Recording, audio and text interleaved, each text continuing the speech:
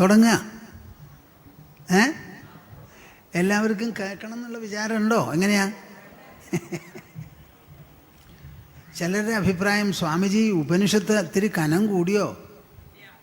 കേൾക്കുന്നവരുടെ മുഖത്തിനൊന്നും ഒരു തെളിച്ചം പോരാന്ന് വേറൊരു അഭിപ്രായം. 12 കൊല്ലമായി നാം ഇവിടെ ശ്രീമദ് ഭാഗവത തത്വസമീക്ഷാ സത്രം നടത്തുന്നു. ഈ 12 കൊല്ലം കേൾക്കുന്നവരും ഇതിൻ്റെ ഉള്ളിലുണ്ടാവും. ഒരുപക്ഷെ അവരായിരിക്കാം ഭൂരിപക്ഷം. അപ്പോൾ ഈ 12 കൊല്ലം കേട്ട് ഈ ശ്രീമദ് ഭാഗവതം മനസ്സിലും ബുദ്ധിയിലും രക്തധമനികളിലുമെല്ലാം നല്ല പോലെ ഇഴുകിച്ചേർന്നിട്ടുണ്ടെങ്കിൽ ഈ ഉപനിഷത്ത് കേൾക്കണം എന്നൊരു കൊതിയല്ലേ മനുഷ്യർക്കുണ്ടാവേണ്ടത്? ശ്രീമദ് ഭാഗവതം 80% വേദാന്തമാണെന്നാണ് പണ്ഡിതന്മാരടക്കം എല്ലാവരും സമ്മതിക്കുന്നത്. വേദാന്തം എന്ന് പറഞ്ഞാൽ ഉപനിഷത്ത് സത്യം തന്നെ. അങ്ങനെ 80% ഉപനിഷത്ത് തത്വങ്ങൾ അടങ്ങുന്നതായ ശ്രീമദ് ഭാഗവതം അത് കേട്ട് പരിചയമുള്ളവർക്കും കേൾക്കണം എന്ന് കൗതുകമുള്ളവർക്കും ഈ ഉപനിഷത്ത് തത്വം നേരിട്ട് അങ്ങോട്ട് വിളമ്പി കൊടുക്കുമ്പോൾ ഇതിലും വലിയ ഒരു സദ്യ ഇനി ഉണ്ടാവുമോ? ഈ ലോകം മുഴുവനും നമ്മൾ കാണുന്നതാണ്. ഈ ലോകം മുഴുവനും നമ്മുടെ മുൻപിൽ കാഴ്ചയാണ്. കാണുന്നത് നമ്മളാണ് ലോകത്തെ കണ്ട് ഇന്ന പ്രകാരമാണെന്ന് ചിത്രീകരിക്കുന്നത്. അങ്ങനെ നമ്മാൽ ചിത്രീകരിക്കപ്പെടുന്ന ഈ ലോകം വാസ്തവത്തിൽ നമ്മളുടെ രചനയാണ്, നമ്മുടെ അനുഭവമാണ് എന്ന് പറയുമ്പോൾ നിങ്ങളത് സ്വീകരിക്കാൻ മടിച്ചാൽ പറ്റുമോ?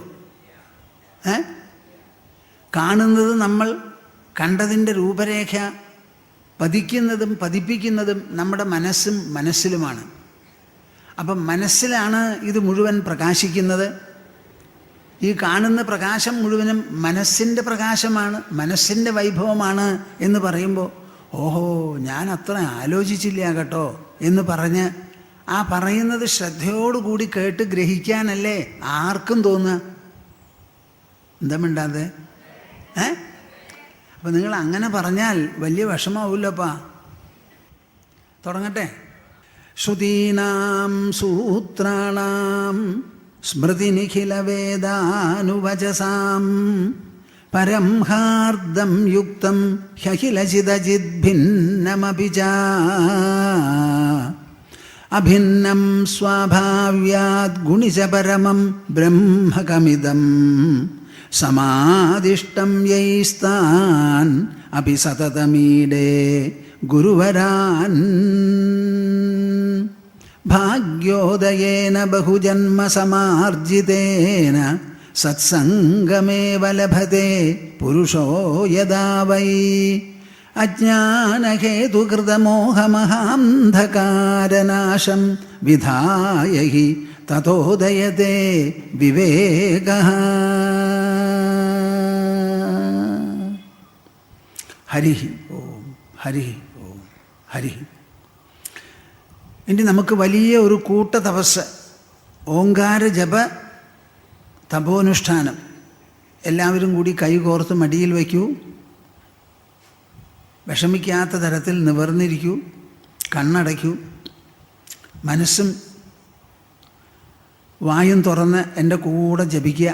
ഒരു ലോപവും ഉണ്ടാവരുത്. പിശുക്കന്മാരാവരുത്, അല്പബുദ്ധികളാവരുത്. ശബ്ദം അങ്ങോട്ട് വിട്ടങ്ങോട്ട് കൊടുക്കുക. ഇതാ ഓ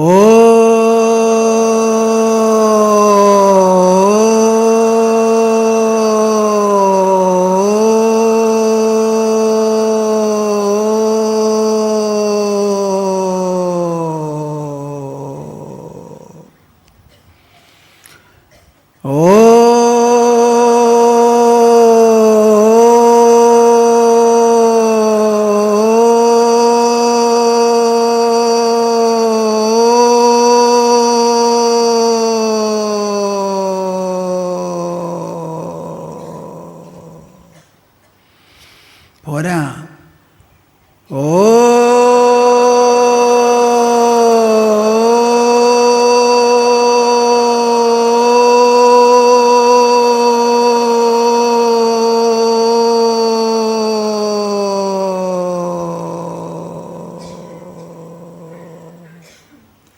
ഹരി ഓം തസ്. ജയഗുരു. ഉപനിഷത്ത് സാധാരണ സദ്ഗുരു ശിഷ്യന്മാർക്ക് പറഞ്ഞു കൊടുക്കുമ്പോൾ എല്ലാ ഉപനിഷത്തിൻ്റെയും മുൻപിൽ ശാന്തിപാഠമുണ്ട്. ഈ ശാന്തിപാഠം തന്നെ നമ്മുടെ വലിയ ഒരു അധ്യാത്മ സമ്പത്ത് നിധിയാണ്. അപ്പം ഞാൻ ശാന്തിപാഠം ചൊല്ലിത്തന്നാൽ നിങ്ങളെല്ലാവരും ഏറ്റു ചൊല്ലുമോ? ചൊല്ലുന്നുള്ളവർ കൈയൊന്ന് പൊന്തിക്കാൻ. ദാ വളരെ നന്നായല്ലോ. ഓം പൂർണ്ണമദഃ പൂർണ്ണമിദം പൂർണ്ണാത് പൂർണ്ണമുദച്യതേ പൂർണ്ണസ്യ പൂർണ്ണമാദായ പൂർണ്ണമേവാവശിഷ്യതേ.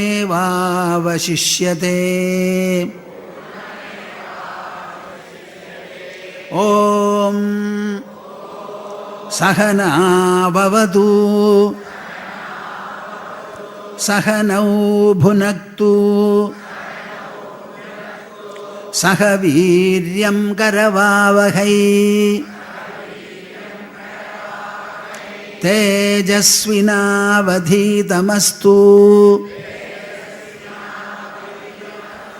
മാ വിദ്വിഷാവഹൈ. ഓം ശാന്തി ശാന്തി ശാന്തി.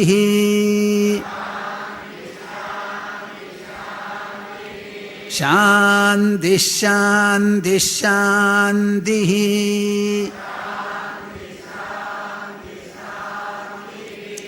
വളരെ നന്നായി, വളരെ നന്നായി. ഉപനിഷത്ത് എന്നതിനെപ്പറ്റി നാം ഒരുവിധം കേട്ടു മനസ്സിലാക്കി കഴിഞ്ഞു. എന്താണത്?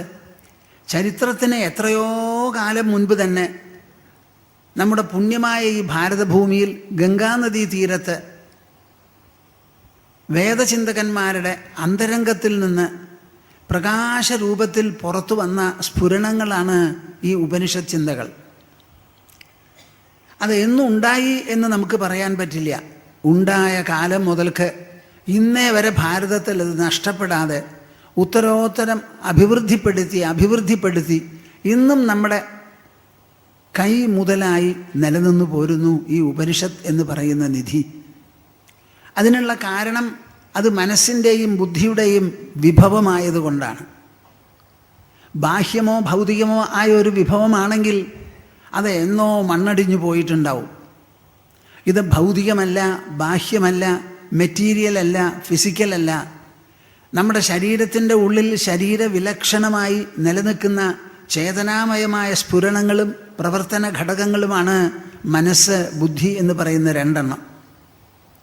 മനസ്സ് എന്ന് പറയുമ്പോൾ ദേഹത്തിൻ്റെ അംഗമല്ല, അവയവമല്ല. ദേഹം മുഴുവനും ദ്രവ്യോർജ സംഘാതമാണ്. ദ്രവ്യത്തിനോ ഊർജത്തിനോ ഒരിക്കലും ചിന്തിക്കാനോ ഉണരാനോ സ്മരിക്കാനോ അറിയാനോ ഒന്നിനും പറ്റില്ല.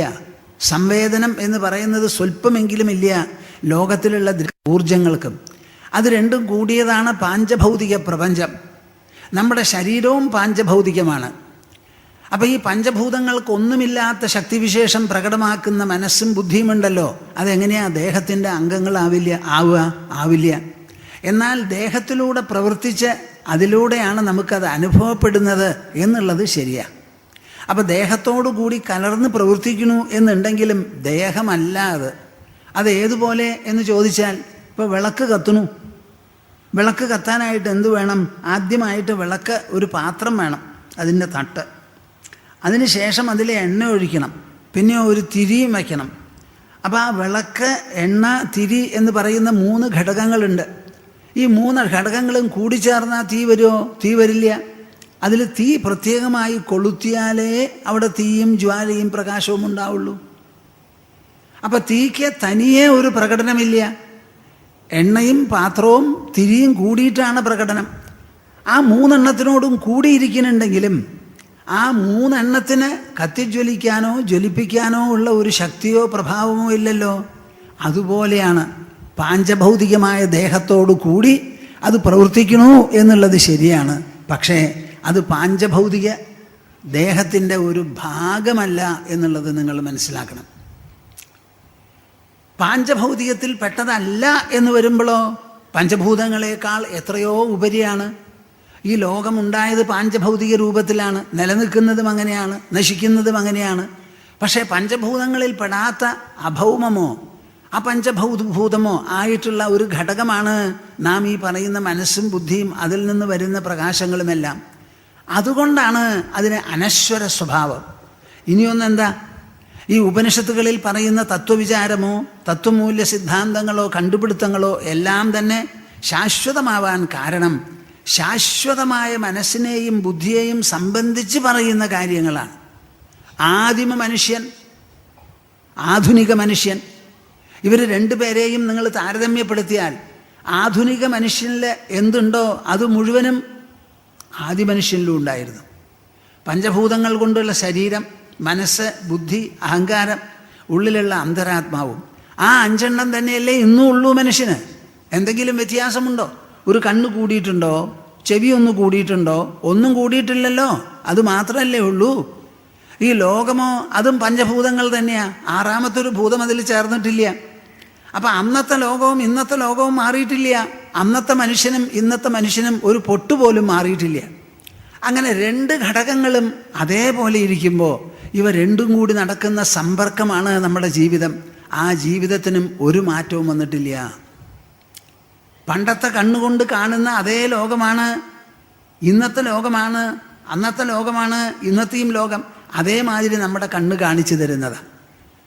നമ്മളും ഈ ലോകവസ്തുക്കളും തമ്മിലുള്ള സമ്പർക്കം അന്നും ഇന്നും ഒരുപോലെ ആയതുകൊണ്ട് ആ സമ്പർക്കത്തിൻ്റെ പരിണത ഫലമായി നമുക്ക് അനുഭവപ്പെടുന്ന കാര്യങ്ങളെല്ലാം അതിലും ഏകതാനതയുണ്ട്, വ്യത്യാസമില്ല. അത് കണ്ടെത്തിയിട്ടുള്ളതാണ് നമ്മുടെ ഉപനിഷത്ത് കർത്താക്കളും വേദചിന്തകന്മാരും. അതുകൊണ്ട് അവർ കണ്ടുപിടിച്ച കാര്യത്തിന് ഒരിക്കലും ഒരു മാറ്റവും വരില്ല. അത് പുറമേയുള്ള കാര്യമല്ല, ഉള്ളിലുള്ള കാര്യമാണ്. മനുഷ്യ ജീവിതം സമ്പർക്കാത്മകമാണ്. ഈ സമ്പർക്കം നടക്കുന്നത് നിൻ്റെ ഉള്ളിലാണ്. സമ്പർക്കം വേണം എന്നൊരു തോന്നൽ മനസ്സിലാണ്. മനസ്സിലാണ് സമ്പർക്കം ഉദിക്കുന്നത്, അതിൻ്റെ രൂപപ്പെടുന്നത് മനസ്സിലാണ്. അതിനുശേഷം ഇന്ദ്രിയങ്ങളെയും ദേഹാംഗങ്ങളെയും വിനിയോഗിച്ചുകൊണ്ട് ആ സമ്പർക്കം നടത്തുന്നതും നടത്തിക്കുന്നതും നമ്മുടെ മനസ്സാണ്. നടത്തിക്കഴിഞ്ഞാൽ ഉണ്ടാവുന്ന അനുഭവങ്ങളോ പരിണത ഫലങ്ങളോ അതും മനസ്സിൻ്റെ തന്നെയാണ്, മനസ്സിൽ പതിയുന്നതാണ്. അപ്പം നമ്മൾ സമ്പർക്കം എന്ന് പറയുമ്പോൾ പുറമേ നടക്കുന്നതാണ് എന്ന് തോന്നിയാലും പരിശോധിച്ചു നോക്കിയാൽ നമുക്ക് മനസ്സിലാകും അത് നമ്മുടെ ഉള്ളിൽ നടക്കുന്ന പ്രക്രിയയാണ്.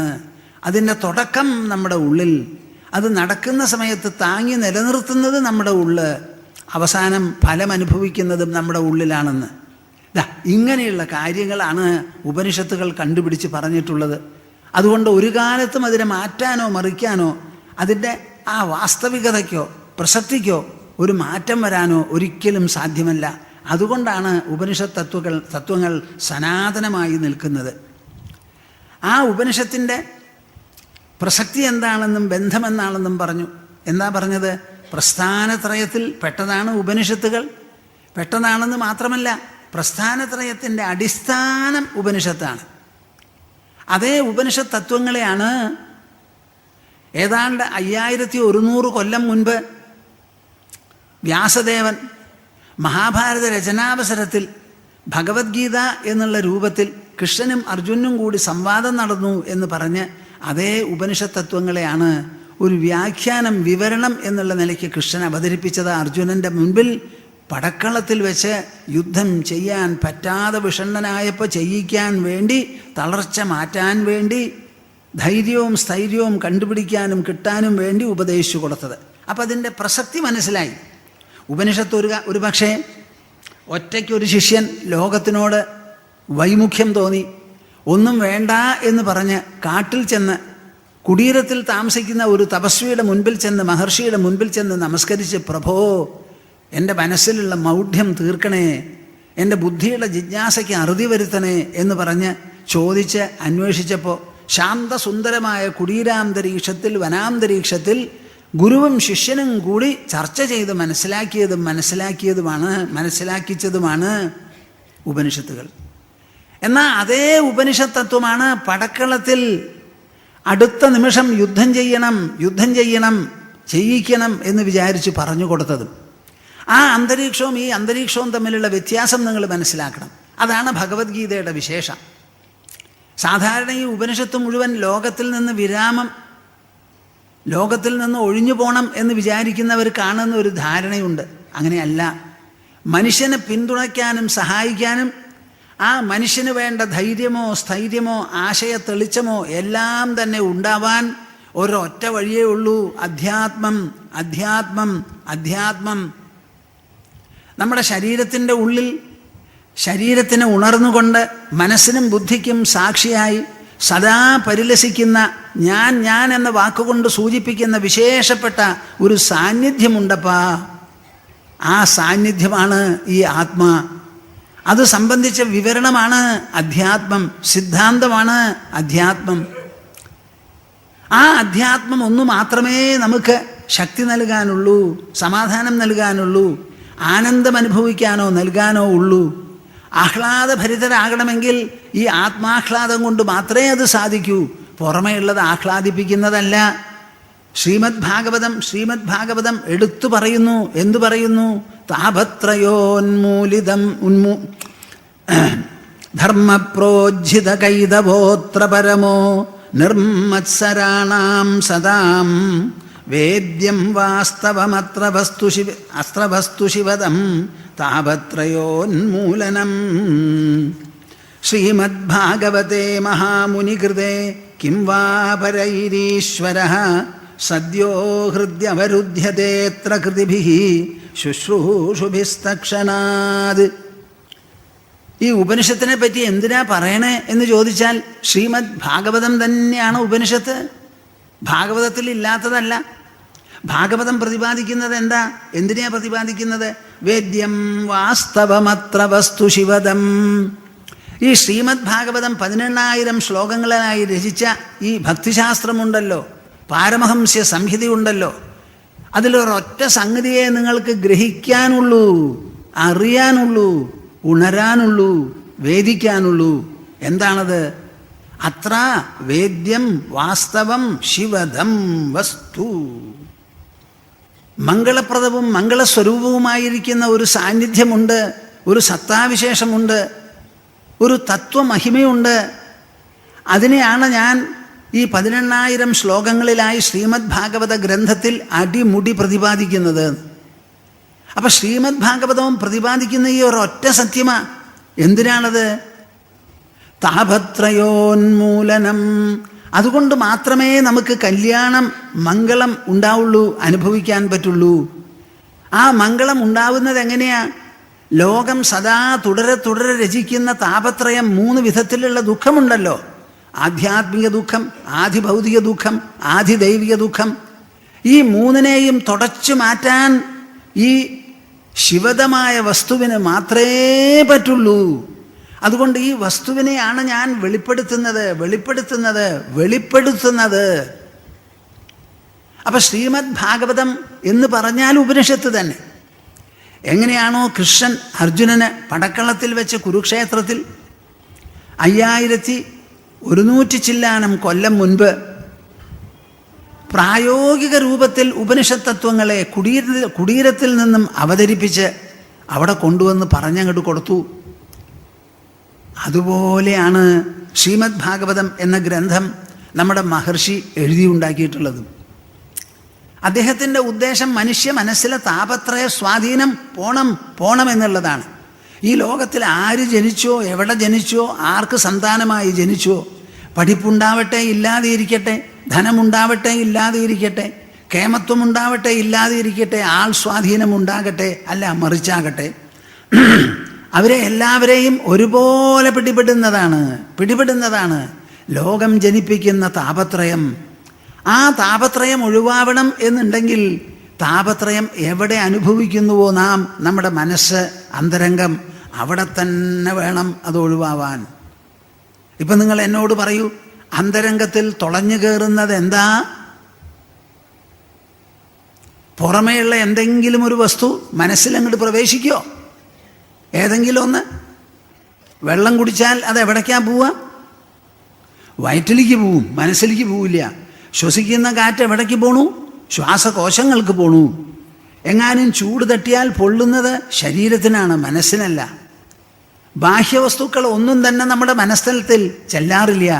അവിടെ ചെല്ലണമെങ്കിൽ ശബ്ദകോശം, ശബ്ദമുണ്ടല്ലോ. പരീക്ഷത്തിൻ്റെ ദുഃഖം തീരാൻ, ഭയം തീരാൻ, അമരത്വം കൈവരാൻ അദ്ദേഹത്തിന് വേണ്ടി എന്ത് ചെയ്തു ശുഖമഹർഷി? അവിടെ അങ്ങോട്ട് ഇരുന്ന് കൊടുത്തു. പരീക്ഷിത്തും ഇരുന്നു. എന്നിട്ട് ശുഖമഹർഷി തോരാതെ 7 ദിവസം സംസാരിച്ചു. ആ സംസാരിച്ചത് മുഴുവനും അദ്ദേഹം ഉൾക്കൊണ്ടു. കർണപുടത്തിലാണ് ഓരോ ശബ്ദവും ഓരോ വാക്കും ചെന്ന് പതിഞ്ഞത്. ആ പതിഞ്ഞതിന് ശേഷം ആ വാക്ക് വെളിപ്പെടുത്തിയ അനുഭവം, അറിവ്, ഉണർവ്, ജ്ഞാനം അത് മനസ്ഥലത്തിലും ബുദ്ധിതലത്തിലുമാണ് ഉദിച്ചത്. എന്നിട്ട് 7-ാം ദിവസമായി തക്ഷകൻ വരുന്നതിന് മുൻപ് ഞാൻ തക്ഷകനിൽ നിന്ന് ഭയപ്പെടുന്നില്ല പൊന്നു മഹർഷേ. അങ്ങ് പറയണത് മുഴുവൻ ഞാൻ ഉൾക്കൊണ്ടു, ഗ്രഹിച്ചു. എൻ്റെ ശരീരത്തിൽ ശരീരവിലക്ഷണമായി ഒന്നുണ്ട്. അതാണ് പരമാത്മ സാന്നിധ്യം. അത് ആകാശത്തിനേക്കാൾ സൂക്ഷ്മമാണ്, വ്യാപകമാണ്. ആ പരമാത്മ സാന്നിധ്യം എനിക്ക് വെളിപ്പെട്ടു. ഇത്ര നാൾ ഞാൻ അതിനെക്കുറിച്ച് ചിന്തിക്കാതെ, ആലോചിക്കാതെ, തത്വവിചാരം ചെയ്യാതെ, ധ്യാനിക്കാതെ അങ്ങനെ അങ്ങോട്ട് വിട്ടുകളഞ്ഞിരുന്നു. ഈ 7 ദിവസമായി അങ്ങ് പറയണ വാക്കുകൾ മുഴുവൻ കേട്ട്, ഗ്രഹിച്ച്, സംശയങ്ങൾ ഉന്നയിച്ച് അത് തീർത്ത് കിട്ടി. എനിക്കിപ്പോൾ ബുദ്ധിക്ക് വേണ്ടത്ര ആശയ തെളിച്ചമായി. മനസ്സിൻ്റെ ചാഞ്ചല്യങ്ങൾ തീർന്നു. ഭയമില്ല. തക്ഷകനിൽ നിന്ന് മാത്രമല്ല, ഒന്നിൽ നിന്ന് തന്നെ. തക്ഷകൻ വരണമെങ്കിൽ വന്നോട്ടെ, കടിക്കണമെങ്കിൽ കടിച്ചോട്ടെ. ആരെ കടിക്കും? പരീക്ഷിത്തിനെ കടിക്കില്ല. പരീക്ഷിത്ത് എന്ന് പറഞ്ഞു വിളിക്കുന്ന ദേഹത്തെ കടിക്കുമായിരിക്കാം. ഞാൻ ദേഹമല്ല, എനിക്കിതാ ബോധ്യമായി. അതുകൊണ്ട് എനിക്ക് ലോകവുമില്ല, ലോകപീഡയുമില്ല. ഇന്ദ്രിയങ്ങളെ ഇതാ, കാണപ്പെടുന്ന വസ്തുക്കളിൽ നിന്ന് ഇന്ദ്രിയങ്ങളെ ഇതാ പിൻവലിക്കുന്നു. മനസ്സിനെ ഇന്ദ്രിയങ്ങളിൽ നിന്ന് പിൻവലിക്കുന്നു ഞാൻ. ബുദ്ധിയെ മനസ്സിൽ നിന്ന് പിൻവലിക്കുന്നു. അന്തരാത്മാവിൽ, അന്തരംഗത്തിൻ്റെ അടിത്തട്ടിൽ ഇതാ അമർന്ന് അമരനായിരിക്കാൻ പോവാണ് എന്ന് പറഞ്ഞ് എല്ലാറ്റിനെയും വിട്ടുകളഞ്ഞ് ഇരുന്ന ഇരുപ്പിൽ അദ്ദേഹം ആത്മതലം മഗ്നനായി. ആ സമയത്താണത്രേ, കേട്ടോളൂ, അത്ര തന്നെയത്. ആ സമയത്താണത്രേ തക്ഷകൻ വന്ന് കടിച്ചതും, കടിത്തീയിൽ നിന്ന് അഗ്നി ജ്വലിച്ചതും, ആ ജ്വലനത്തിൽ ശരീരം വെന്ത് വെണ്ണീറായതും. ഇത് മുഴുവൻ അറിയാൻ അവിടെ പരീക്ഷത്തില്ല. ബാക്കിയുള്ളവർ കണ്ടു പറയുന്നതാണ്. അവർ പരീക്ഷത്തെന്ന് വിളിക്കുന്നത് ഒരു ശരീരത്തെ ആയിരുന്നു. ആ ശരീരത്തിലാണ് വന്ന് ദംശിച്ചത് ആര്? തക്ഷകൻ. അതറിയാനോ ഉണരാനോ അദ്ദേഹമില്ല. രംഗമെന്താ? ഇഹലോകത്തിൽ താൻ ചെയ്ത മഹാപാപത്തിന് മഹർഷിപുത്രൻ വിധിച്ച വിധിയാണ്, നൽകിയിട്ടുള്ള ശാപമാണ്. ജീവിച്ചിരിക്കുന്ന പാമ്പ് വന്ന് കടിക്കട്ടെ.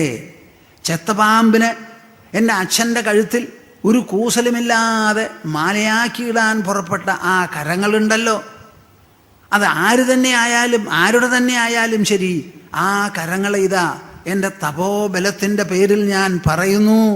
7-ാം ദിവസം ജീവിച്ചിരിക്കുന്ന സർപ്പം വന്ന് കടിച്ച് അതിന് അന്ത്യം വരണം. ക്ഷത്രിയന്മാർക്ക് എപ്പോഴുമുണ്ടൊരു വിചാരം, ഹസ്തബലമാണ് മേലേന്ന്. അവർ മനസ്സിലാക്കുന്നില്ല തപോബലം എന്നൊന്നുണ്ട് താപസന്മാർക്ക്, തപസ്വികൾക്ക്. അപ്പം ഞങ്ങളുടെ തപോബലമോ മേലെ അതോ ഹസ്തബലമോ മേലെ എന്ന് ഞാൻ കാണിച്ചു കൊടുക്കാം എന്ന് പറഞ്ഞ് ആ കൊച്ചു കുട്ടിയാണ് ഇങ്ങനെ ശപിച്ചത്. ആ ശാപത്തിൽ ചൂളിപ്പോയ പരീക്ഷിത്ത് മഹാരാജാവാണ് അവിടെ അങ്ങോട്ട് ഇരുന്നത്, പ്രായോപവേശത്തോടുകൂടി. അന്ന് ശമീക മഹർഷിയുടെ കുടുംബത്തിൽ നിന്ന് കോപതാപത്തോടുകൂടി പുറത്തു കിടന്നപ്പോൾ പ്രകൃതി അവിടെ ഒരുക്കി വച്ചിരിക്കണു ഒരു ചെത്ത പാമ്പിൻ്റെ ജഡം. അത് വില്ലിൻ്റെ തുമ്പ് കൊണ്ട് എടുത്തങ്ങോട്ട് കൊണ്ടുവന്ന് മഹർഷിയുടെ കഴുത്തിലിടാൻ ഒരു പേടിയുമുണ്ടായില്ല, ഒരു വിഷമവുമുണ്ടായില്ല. ആർക്ക്? പരീക്ഷത്തിന്. ദേഹത്തിലുള്ള ദാഹം, വയറ് രചിച്ച ദാഹം, ആ ദാഹതാപത്തിൽ താളം തെറ്റിയ മനസ്സ്, ആ മനസ്സോടുകൂടിയാണ് ഇങ്ങനെ അതിദാരുണമായ ഒരു ദുഷ്കൃത്യം അദ്ദേഹം ചെയ്തത്. ആ മുതിർന്ന പരീക്ഷത്തിന് ഇത്രയൊക്കെ കോപം താപമാകാമെങ്കിൽ ആ കൊച്ചു മനുഷ്യൻ, കൊച്ചു കുട്ടിക്ക്, ശൃംഗിക്ക് എത്രമാത്രമാകണം? ആ കുട്ടി മനസ്സുകൊണ്ടാണ് പ്രയോഗിച്ചത്. പരീക്ഷിത്ത് ശരീരം കൊണ്ടായിരുന്നു പ്രയോഗം. ഏതാ മേലെ എന്ന് നിങ്ങൾ തന്നെ തീരുമാനിച്ചോളൂ. വില്ലിൻ്റെ തുമ്പ് കൊണ്ട് കൊണ്ടുവന്നിട്ടുക എന്ന് പറഞ്ഞാൽ കയ്യ്, വില്ല്, പുറത്ത് കാണുന്ന ദ്രവ്യം, അതിനെയാണ് കൊണ്ടുവന്ന് കഴുത്തിലിട്ടത്. ഒക്കെ ഫിസിക്കൽ, ശാരീരികമായ, ബാഹ്യമായ, ഭൗതികമായ സംഭവങ്ങളാണ്. അതിനെതിരെ മഹർഷിപുത്രൻ കയ്യിൽ വെള്ളമെടുത്ത് മന്ത്രം ജപിച്ച ഒരൊറ്റ ശാപമാണ്, കഴിഞ്ഞു. അവിടെ ഉപയോഗിച്ചത് എന്താ? മനസ്സാണ്. മനസ്സാണ് ദ്രവ്യത്തേക്കാൾ മേലെ, ഊർജത്തേക്കാൾ മേലെ, കാണപ്പെടുന്ന എല്ലാ വസ്തുക്കളെക്കാളും മേലെയാണ് കാണുന്നതും കാണിക്കുന്നതുമായ അന്തരംഗം, അന്തരാത്മാവ് എന്ന് നിങ്ങൾ സമ്മതിക്കുന്നുണ്ടോ?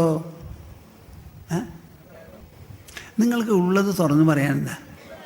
ഒന്നോ ഇല്ല എന്ന് പറയാം. ഞങ്ങൾ വിഡ്ഢികളാണ്, ഞങ്ങൾക്ക് പറഞ്ഞാൽ മനസ്സിലാവില്ല, വെറുതെ ഇവിടെ വന്നിരിക്കുക നത്തുപോലെ എന്ന് പറയൂ. അല്ലാന്നുണ്ടെങ്കിൽ ചോദിക്കുമ്പോൾ അതിന് മറുപടി പറയണം. ശരിക്ക് മനസ്സാണ് ദ്രവ്യാത്മകമായ ഈ ലോകത്തേക്കാൾ മേലെ എന്ന് നിങ്ങൾ സമ്മതിക്കുന്നുണ്ടോ? ആ, എന്താ ഈ കൊരലടപ്പൻ? അത് നല്ല പോലെ മനസ്സിലാക്കണം. ആ ശ്രീമദ് ഭാഗവതം ചർച്ച ചെയ്യുന്നത് മനസ്സിൻ്റെ വിഷമങ്ങളും ആ വിഷമങ്ങൾ തീർക്കാനുള്ള മാനസോപായങ്ങളും, മനസ്സിലുള്ള ഉപായങ്ങളാണ്. പരീക്ഷത്തിനെ വിളിച്ച വലിയൊരു ഔഷധ സേവയൊന്നും നടത്തിയില്ല. ആര്? ശുകമഹർഷി. അവിടെ ഇരുന്നോളൂ, ഞാൻ പറയണത് ഇങ്ങനെ കേട്ടോളൂ, അങ്ങ് ഒന്നും ചെയ്യണ്ട, കേട്ടാൽ മാത്രം മതി, പറയുന്നത് മനസ്സിലാക്കിയാൽ മതി. കേൾക്കുന്നത് ചെവി, മനസ്സിലാക്കുന്നത് മനസ്സ്. അതുകൊണ്ടുള്ള നേട്ടം ബുദ്ധിക്ക്, നേട്ടം ഉള്ളാത്മാവിന്. ഇതാണ് ഈ ഉപനിഷത്ത് എന്ന് പറയുന്നത്. അപ്പം ആ ഉപനിഷത്തിലുള്ള പ്രതിപാദ്യം വേറെ ഒന്നുമല്ല, നമ്മുടെ വ്യക്തിത്വത്തെയാണ് അവിടെ പരാമർശിക്കുന്നത്. നമ്മുടെ ശരീരത്തിൻ്റെ ഉള്ളിൽ ശരീരത്തിനെ വിനിയോഗിക്കുന്ന മനസ്സ്, മനസ്സിന് ദിശ നൽകുന്ന ബുദ്ധി, ഇതിനെല്ലാറ്റിനും സാക്ഷിയായിരിക്കുന്ന അന്തരാത്മാവ്, ഈ മൂന്നെണ്ണത്തിനെ വിശകലനം ചെയ്ത് പരീക്ഷത്തിൻ്റെ മനസ്സിൽ നിന്ന് തക്ഷകൻ കടിക്കുമല്ലോ എന്ന ആ ഭയം എന്നേക്കുമായി മാറ്റി അതിനെ ഒരു അനുഗ്രഹമാക്കി തീർത്ത് തക്ഷകൻ വരുന്നതിന് മുൻപ് അന്തരാത്മാവിൽ അണഞ്ഞിരുന്ന ആ പരീക്ഷിത്ത് നിങ്ങളുടെ മനസ്സിലൊന്ന് ഭാവന ചെയ്യൂ. ഇതാണ് അധ്യാത്മം എന്ന് പറയുന്നത്. ഇത് തന്നെയാണ് അർജുനനും സംഭവിച്ചത്. ഗാണ്ഡീവം കയ്യിൽ നിന്ന് വീണു, കുഴഞ്ഞു, തളർന്നു, നിൽക്കാൻ വയ്യാതെ ഇരിപ്പായി. യുദ്ധം ചെയ്യില്ല, മഹാപാപമാണെന്ന് അട്ടഹസിച്ച് അവിടെ അങ്ങോട്ട് ഇരുന്നു. ആ അർജുനെയാണ് നോക്കി സംസാരിച്ചത്. 7 ദിവസമല്ല, 2-2.5 മണിക്കൂർ. അത് കഴിയുമ്പോഴേക്കും അർജുനൻ്റെ ഭാവമൊക്കെ മാറി. കൃഷ്ണൻ 64 അക്ഷരം പറയുമ്പോഴേക്കും അർജുനൻ്റെ കണ്ണീര് നിന്നു. ചോദ്യമായി. പിന്നെ തീരെ ദുർബലനായി, സംസാരിക്കാനും പറ്റാതെ, വായ വരണ്ട്, മനസ്സ് ചുഴലിക്കാറ്റ് പോലെ ആയി നിന്ന അർജുനനിതാ 64 അക്ഷരം കേൾക്കുമ്പോഴേക്കും ചൊടിയായി ചോദിക്കാനുള്ള ചോദ്യമായി ബുദ്ധി ഉണർന്നു. മനസ്സിലാണ് താപകോപങ്ങൾ, ബുദ്ധിക്ക് താപവുമില്ല, കോപവുമില്ല. ആ താപകോപങ്ങളെക്കുറിച്ച് വിചാരം ചെയ്ത് ആലോചിച്ച് ഇത് സ്ഥാനത്തോ അസ്ഥാനത്തോ, ഇത് നീക്കാൻ പറ്റുമോ പറ്റില്ലയോ എന്ന് പരിശോധിക്കാനും ശരിയായ നിഗമനത്തിലെത്താനുമുള്ള ഒരു പ്രവണത, സാധ്യത, അതിനുള്ള ശക്തി ബുദ്ധിക്ക് മാത്രമേ ഉള്ളൂ. അർജുനനിൽ ഇളകിമറിഞ്ഞത് മനസ്സാണ്, കൃഷ്ണൻ ഇളക്കി മറിച്ചത് ബുദ്ധിയെയാണ്. അപ്പം ബുദ്ധി ഉണരുന്നതോടുകൂടി മനസ്സിൻ്റെ കോപതാപങ്ങൾ അസ്തമിച്ചു. കരയുന്ന അർജുനൻ കരച്ചിൽ നിർത്തി. ബുദ്ധി കൊണ്ടുള്ള ചോദ്യവും സംവാദവുമായി അതിനുശേഷം. ഇതാണ് അധ്യാത്മം. നിങ്ങൾ തന്നെ പറയൂ, ഈ അധ്യാത്മം നമുക്ക് ആവശ്യമുള്ളതും അലങ്കാരവും ആണോ അല്ലയോ? അതാണ് നമ്മളിവിടെ ചർച്ച ചെയ്യുന്നത്. അപ്പം ഞാൻ ഇന്നിവിടുന്ന് ഇറങ്ങിയാൽ എന്താണാവോ, എല്ലാവരുടെയും മുഖം പ്രസന്നമായോ തെളിച്ചമായോ എന്നാണോ പറയുക, അതോ അല്ലാന്നോ എന്ന് എനിക്കറിയില്ല. ബ്രഹ്മാദേവാനാം പ്രഥമഃ സംബഭൂവ വിശ്വസ്യ കർത്താ ഭുവനസ്യ ഗോപ്ത സ ബ്രഹ്മവിദ്യാം സർവവിദ്യാ പ്രതിഷ്ഠാം അഥർവായ ജ്യേഷ്ഠപുത്രായ പ്രാഹ. ആ ഉപനിഷത്ത് കർത്താക്കൾ രചിച്ചതിൻ്റെ വൈഭവം ഒന്ന് ആലോചിച്ച് നോക്കൂ. എന്തോ ഒന്ന് പറയണം. അതെ, ഞാൻ പറയാൻ പോണു, നിങ്ങളെല്ലാവരും വരൂ, കേൾക്കൂട്ടോ. അങ്ങനെയൊന്നുമല്ല അവർ പറയുന്നത്. ചർച്ച ചെയ്യുന്നതിന് മുൻപ് അവർ പറയാണ്, ബ്രഹ്മാദേവാനാം പ്രഥമ സംബഭൂവ. നമ്മളൊക്കെ ജനിച്ചിട്ടുണ്ട്. എത്രാമത്തെ തലമുറയാന്ന് ആരാ പറയുക? ഒരു ചരിത്രവും ഇല്ല അത് പറയാൻ. നിങ്ങൾ ജനിച്ചു, ഇപ്പോഴത്തെ തലമുറ, നിങ്ങളുടെ പൂർവ്വതലമുറ, അച്ഛനും അമ്മയും, അവരുടെ പൂർവ്വോ, അവരുടെ പൂർവ്വോ, അവരുടെ പൂർവ്വോ, അവരുടെ പൂർവ്വോ. ആദ്യത്തെ അച്ഛനും അമ്മയും എങ്ങനെ ഉണ്ടായി? അച്ഛനമ്മമാരിൽ നിന്നല്ല. അപ്പം ഈ ലോകം തന്നെ ഉണ്ടാക്കിയിട്ടുള്ള ഒരു ഹേതു അങ്ങനെ ഒന്നുണ്ട്. ആ ഹേതുവിൻ്റെ അവിടെ ചെന്നിട്ടാണ് പറയുന്നത്, ബ്രഹ്മാദേവാനാം പ്രഥമ സംബഭൂവ. ആദ്യമായിട്ട് ബ്രഹ്മ സ്വയം ഭവിച്ചു. അച്ഛനമ്മമാരൊന്നുമില്ല ബ്രഹ്മാവിന്, സ്വയം ഭവിച്ചതാ. നമ്മുടെ ദേവപ്രതിഷ്ഠകളിൽ ചിലതൊക്കെ സ്വയംഭൂ സ്വയംഭൂ എന്ന് പറയും. നമ്മുടെ പാറളിക്കാട്ട് തച്ചനാത്തുകാവിൻ്റെ വിശേഷം എന്താണെന്ന് വെച്ചാൽ 2 സ്വയംഭൂ ആണ് ഇവിടെ. ഭഗവതി ഒരു സ്വയംഭൂ, അയ്യപ്പനും ഒരു സ്വയംഭൂ. പലരും ഇത് വേണ്ടതുപോലെ ഗ്രഹിച്ച് ആദരിക്കുന്നില്ല, മനസ്സിലാക്കുന്നില്ല, ആസ്വദിക്കാൻ പറ്റുന്നില്ല. ഇരട്ട സ്വയംഭൂക്കളാണ് തച്ചനാത്തുകാവ്. ഇവിടെ ദേവിക്ക് വേലയോ പൂരമോ എന്ന് പറഞ്ഞാൽ ആനപ്പൂരം ഇല്ല.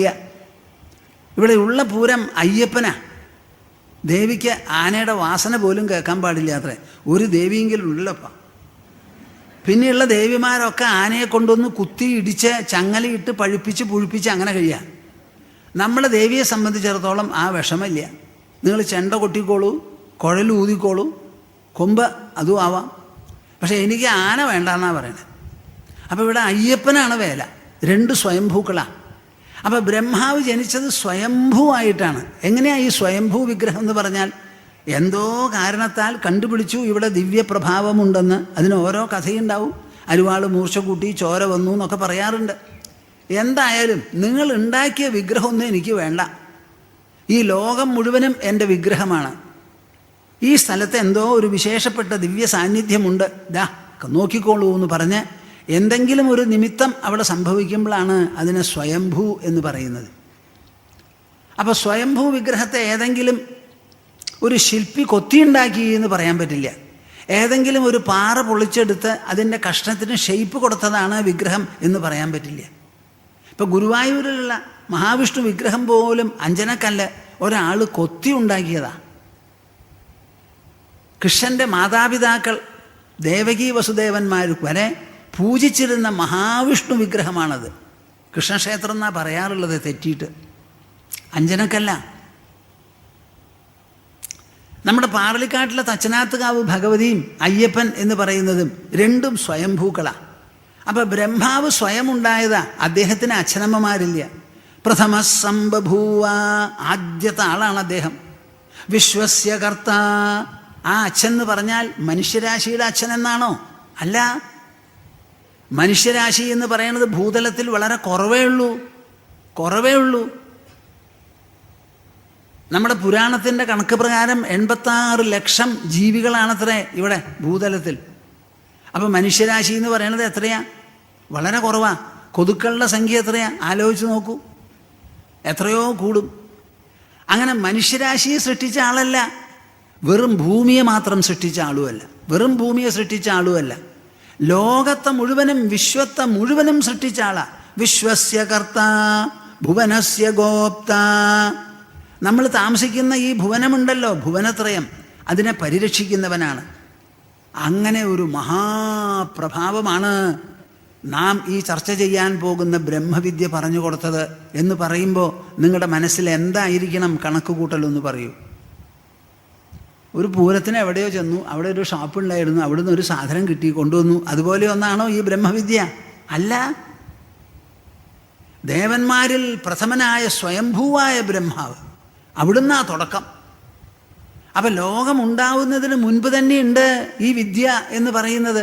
അതാരാ ആധികാരികമായി പറഞ്ഞു തരുന്നത്? ബ്രഹ്മാവ്. ആ ബ്രഹ്മാവ് എന്ത് ചെയ്തു? സഹ ബ്രഹ്മവിദ്യാം സർവവിദ്യാ പ്രതിഷ്ഠാം. നിങ്ങളിതൊന്ന് മനസ്സിലാക്കണമപ്പാ. എല്ലാ തരത്തിലുള്ള വിദ്യകളുടെയും അധിഷ്ഠാനമാണ് ബ്രഹ്മവിദ്യ. നിങ്ങൾ പഠിക്കുന്നത് കണക്കാകട്ടെ, ഫിസിക്സോ മാത്തമാറ്റിക്സോ കെമിസ്ട്രിയോ ന്യൂക്ലിയർ സയൻസോ ആന്ത്രപ്പോളജി ബയോളജി സോഷ്യോളജി ഫിസിയോളജി അങ്ങനെ പല സംഗതികളുമുണ്ടല്ലോ. ന്യൂക്ലിയർ സയൻസ്, ഇതൊക്കെ വിദ്യകളുടെ ഓരോ ശാഖ, ഓരോ കൊമ്പും ചില്ലിയുമേയായുള്ളൂ. സർവ്വവിദ്യകളും ഊന്നി നിൽക്കുന്നത്, എല്ലാ വിദ്യകളെയും താങ്ങി നിലനിർത്തുന്നത്, എല്ലാറ്റിനും അടിസ്ഥാനമായത് ബ്രഹ്മവിദ്യ. ആ ബ്രഹ്മവിദ്യയെ ബ്രഹ്മാവ് എന്തു ചെയ്തു? അഥർവായ ജ്യേഷ്ഠപുത്രായ പ്രാഹ, മൂത്ത മകനെ വിളിച്ച് സ്നേഹപൂർവം പറഞ്ഞു കൊടുത്തു എന്ന്. അപ്പം ഈ ബ്രഹ്മവിദ്യ ആർക്ക് ഉപദേശിക്കണം? അച്ഛനമ്മമാർ മക്കൾക്ക് ഉപദേശിക്കണം. അവരെ നിങ്ങൾ സ്കൂളിലേക്ക് പറഞ്ഞയച്ച് പഠിപ്പിക്കണു. ബിരുദം, ബിരുദാനന്തര ബിരുദം ഒക്കെ അന്വേഷണം അതൊക്കെ ഉണ്ടല്ലോ. അതൊക്കെ അവരുടെ നന്മയ്ക്ക് വേണ്ടി, യോഗ്യതയ്ക്ക് വേണ്ടി, വരുമാന മാർഗത്തിന് വേണ്ടി, ലോകജീവിതം സുഭഗമാകാൻ വേണ്ടി നിങ്ങൾ അതൊക്കെ ചെയ്ത് ഒരുക്കി കൊടുക്കുന്നത് പോലെ ഈ ഉള്ള വിദ്യയെല്ലാം വേണ്ടതുപോലെ കൈകാര്യം ചെയ്ത് ജീവിതം സുഭഗമാകണം, ലളിതമാകണം, സാഫല്യദീപ്തി വേണം, സൗഭാഗ്യം പൂർണ്ണമായി കിട്ടണം എന്നുണ്ടെങ്കിൽ ആ ബ്രഹ്മവിദ്യയും കൂടി പറഞ്ഞു കൊടുത്താലേ പറ്റുള്ളൂ. അതാണ് ബ്രഹ്മാവ് മൂത്ത മകനെ വിളിച്ച് ഉപദേശിക്കുന്നത്. ആ ഉപദേശിക്കുന്ന സമയത്ത് പറയാണ്, അലംഭാവം പാടില്ല, ഇതിൽ സർവവിദ്യാപ്രതിഷ്ഠയാണ്. നമ്മളൊക്കെ സംസാരിക്കും, കേൾക്കും, കാണും, പലതും ചെയ്യും. ഈ ചെയ്യുന്നതിലെല്ലാം അനുസ്യൂതം കിടക്കുന്നത് എന്താ? അനുസ്യൂതം കിടക്കുന്ന സാധനം എന്താ? ബ്രഹ്മവിദ്യ, ബ്രഹ്മമാണ്. കണ്ണ് കാണുന്നുണ്ടെങ്കിൽ ആ കാഴ്ചയ്ക്ക് അധിഷ്ഠാനം ആത്മാവും ബ്രഹ്മവുമാണ്. ചെവി കേൾക്കുന്നുണ്ടെങ്കിൽ അതിന് അടിസ്ഥാനവും ഈ ആത്മാവാണ്. അങ്ങനെ സർവവിദ്യകൾക്കും ആധാരമായിരിക്കുന്ന ബ്രഹ്മവിദ്യ അത് പറഞ്ഞുകൊടുത്തു. അഥർവായ ജ്യേഷ്ഠപുത്രായ പ്രാഹ അഥർവണേയാം പ്രവദേത ബ്രഹ്മ അഥർവാതാം പുരോവാചാങ്കിരേ ബ്രഹ്മവിദ്യാം സ ഭാരദ്വാജായ സത്യവഹായ പ്രാഹ ഭാരദ്വാജോ അങ്കിരസേ പരാവരാം. നിങ്ങളൊക്കെ എൻ്റെ കൂടെ ഉണ്ടോ? അതോ ഇവിടെ ഇരിക്കണേ ഉള്ളൂ? അഥർവണേയാം പ്രവദേത ബ്രഹ്മ, മൂത്ത മകന് പറഞ്ഞു കൊടുത്തുല്ലോ അഥർവാന്. അത് അച്ഛൻ പറഞ്ഞു തന്നത് എന്ത് ചെയ്തു? മകൻ അത് വേണ്ടതുപോലെ കേട്ട് മനസ്സിലാക്കി പിന്തുടർന്നു. അതിൻ്റെ ലക്ഷ്യവും മൂല്യവും എല്ലാം തന്നെ മനസ്സിലായി സാക്ഷാത്കരിച്ചു. അഥർവാതാം പുരോവാച അങ്കിരേ ബ്രഹ്മവിദ്യാം, അതേ ബ്രഹ്മവിദ്യ ഒരു മാറ്റം കുറയാതെ, ഒരു തരത്തിലും ഒരു കോട്ടവും വാട്ടവും വരാതെ തൻ്റെ പുത്രന് അങ്കിരസിന് പറഞ്ഞു കൊടുത്തു. സ ഭാരദ്വാജായ സത്യവഹായ പ്രാഹ, ഭാരദ്വാജ ഗോത്രത്തിൽപ്പെട്ട സത്യവഹന് പറഞ്ഞു കൊടുത്തു. ആ ആള് ഭാരദ്വാജോ അങ്കിരസേ പരാവരാം. ഇങ്ങനെ ഗുരു ശിഷ്യൻ, പിതാവ് പുത്രൻ, ഇങ്ങനെ പരമ്പരയായി പറഞ്ഞു കൊടുത്തത് ഭാരദ്വാജോ അങ്കിരസേ പരാവരാം. അങ്കിരസ് മഹർഷിക്കും കിട്ടിയത് കേട്ടു നിങ്ങൾ? എവിടുന്നാ തുടങ്ങിയത്? ബ്രഹ്മാവിൽ നിന്ന്. ബ്രഹ്മാവ് സ്വയംഭൂവ, പിന്നെയുള്ളവരൊന്നും സ്വയംഭൂവല്ല, അച്ഛനമ്മമാർക്ക് ജനിച്ചവരാ. അങ്ങനെ ആ പാരമ്പര്യത്തിൽ മക്കൾക്കും ചിലപ്പോൾ ഗുരു ശിഷ്യനുമായി പറഞ്ഞു കൊടുത്ത് ഭാരദ്വാജ മഹർഷിയുടെ കയ്യിലുണ്ടായിരുന്നു. അവസാനം അത് അങ്കിരസിലെത്തി എന്ന് പറഞ്ഞ് അങ്കിരസ് മുതൽക്കുള്ളതാണ് ഈ ഉപനിഷത്ത്. ഈ അങ്കിരസിൻ്റെ കയ്യിൽ ബ്രഹ്മവിദ്യ ഉണ്ട്. അത് തുടങ്ങിയത് എവിടുന്ന?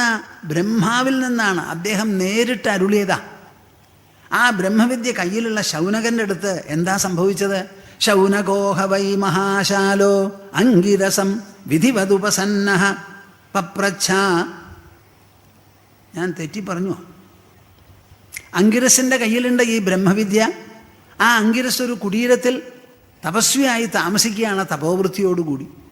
ലോകത്തിനോട് വിട പറഞ്ഞ് പ്രശാന്ത സുന്ദരമായിരിക്കുന്ന വനാന്തരീക്ഷത്തിൽ ചെന്നൊരു കുടീരമുണ്ടാക്കി.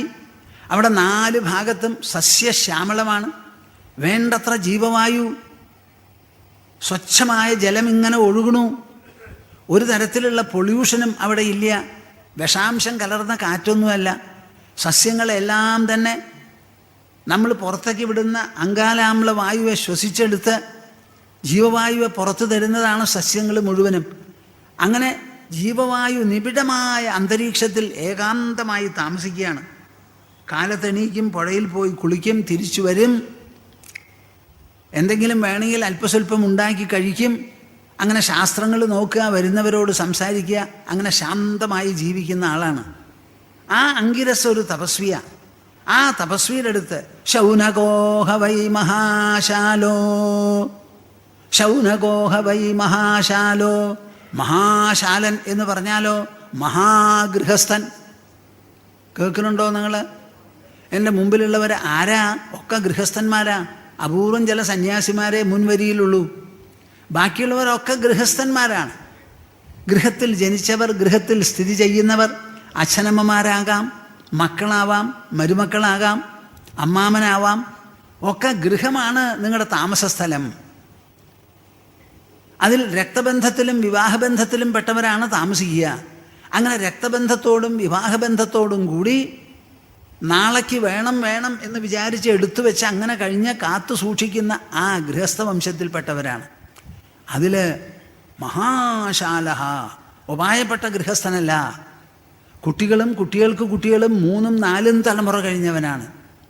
ഒരു ഗൃഹസ്ഥൻ എന്തെല്ലാം വിധിച്ചിട്ടുണ്ടോ അത് മുഴുവനും ചിട്ടയോടുകൂടി പാലിക്കണു. എന്നും അഗ്നിഹോത്രം ചെയ്യുന്നുണ്ട്. വിശേഷപ്പെട്ട ദിവസങ്ങളിൽ അതിനനുസരിച്ച് ചാന്ദ്രായണാദി വ്രതങ്ങളും അനുഷ്ഠിക്കുന്നുണ്ട്.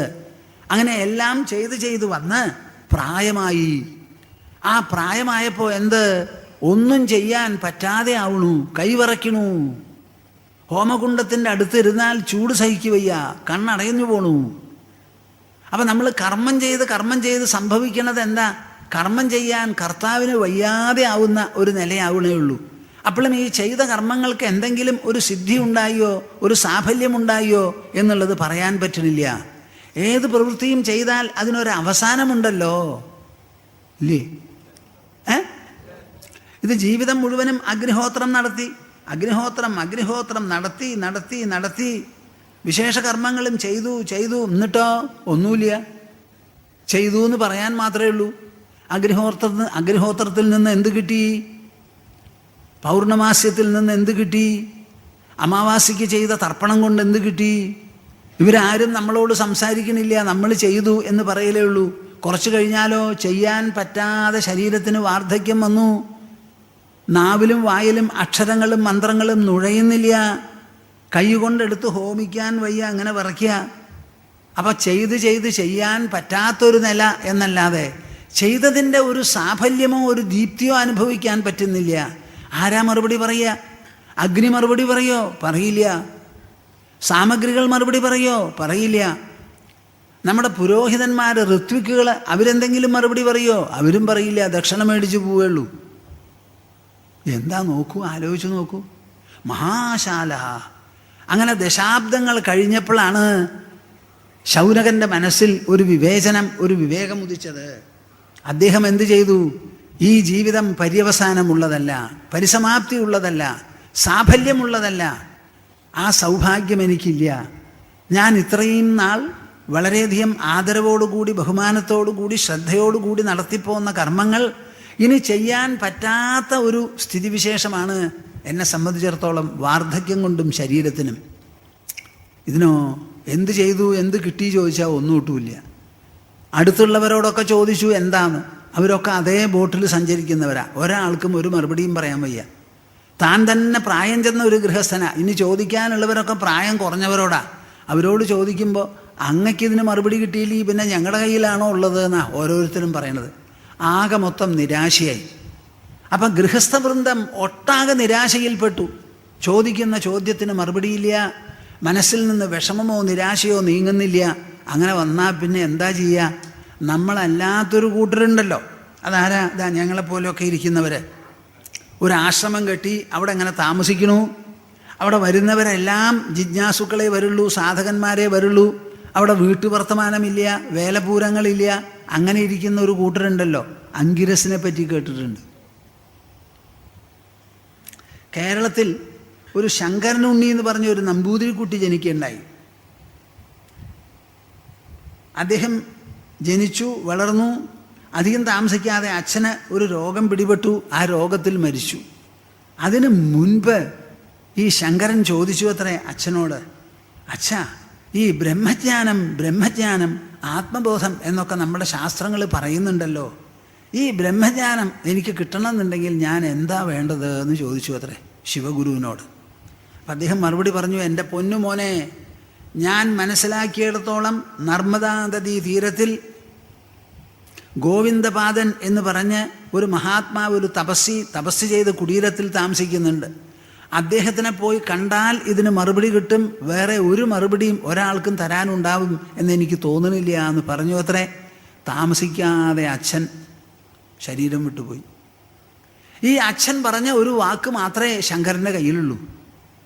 ആ വാക്കായി പിന്നെ അദ്ദേഹത്തിന് പ്രമാണം. എന്താ പ്രമാണം? അമ്മയോട് പറഞ്ഞു, എൻ്റെ മനസ്സിന് എനിക്ക് ബ്രഹ്മജ്ഞാനം എന്നൊന്നിനെക്കുറിച്ച് നമ്മുടെ ശാസ്ത്രങ്ങളും ഉപനിഷത്തുകളും ഒക്കെ നല്ലോണം പറയുന്നുണ്ട്, അതെനിക്ക് മനസ്സിലാക്കണം, ഗ്രഹിക്കണം, എനിക്ക് പോകണമെന്നുണ്ട് എന്ന്. അപ്പോൾ ഒരു തപസ്വിയെ കാണാൻ നർമ്മദാ നദീ തീരത്തിൽ പോകണമെങ്കിൽ ആ പോകുന്ന പോക്കും ഒരു തരത്തിലുള്ള ത്യാഗവും സന്യാസവുമാണ്. അതിന് അമ്മയോട് സമ്മതം ചോദിച്ചപ്പോൾ വിധവയായിരിക്കുന്ന അമ്മ, വേറെ ഒരാളും മക്കളും കുട്ടികളുമില്ല, അങ്ങനെ ഒരമ്മ എങ്ങനെയാണ് അത് സമ്മതിക്കാൻ പറ്റില്ല. അങ്ങനെ വിഷമിച്ചിരിക്കുമ്പോഴാണ് മുതലക്കടവും മുതലക്കടിക്കലും അവസാനം പൊക്കോ എന്ന് പറയലുമൊക്കെയായി ആ കുട്ടി കാൽനടയായി കാലടി വിട്ട് നടന്ന് നർമ്മദാ നദീതീരത്തിൽ കുടീരത്തിൽ താമസിക്കുന്ന ഗോവിന്ദപാദരുടെ അടുക്കലെത്തി.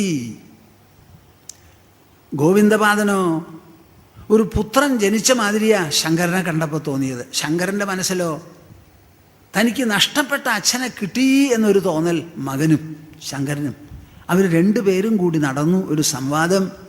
അവസാനം ദീക്ഷ മേടിച്ചു, ദീക്ഷ കൊടുത്തതിന് ശേഷം ധ്യാനിച്ച് തപസ് ചെയ്ത് സാക്ഷാത്കാരം വന്നതിന് ശേഷം ആ ശിഷ്യൻ്റെ പ്രഭാവം, ആ ശിഷ്യ മനസ്സിൻ്റെയും ബുദ്ധിയുടെയും സാധ്യത ഇതൊക്കെ നല്ല പോലെ മനസ്സിലാക്കിയിട്ടാവണം അദ്ദേഹത്തിനോട് ഗോവിന്ദപാദൻ പറഞ്ഞത്.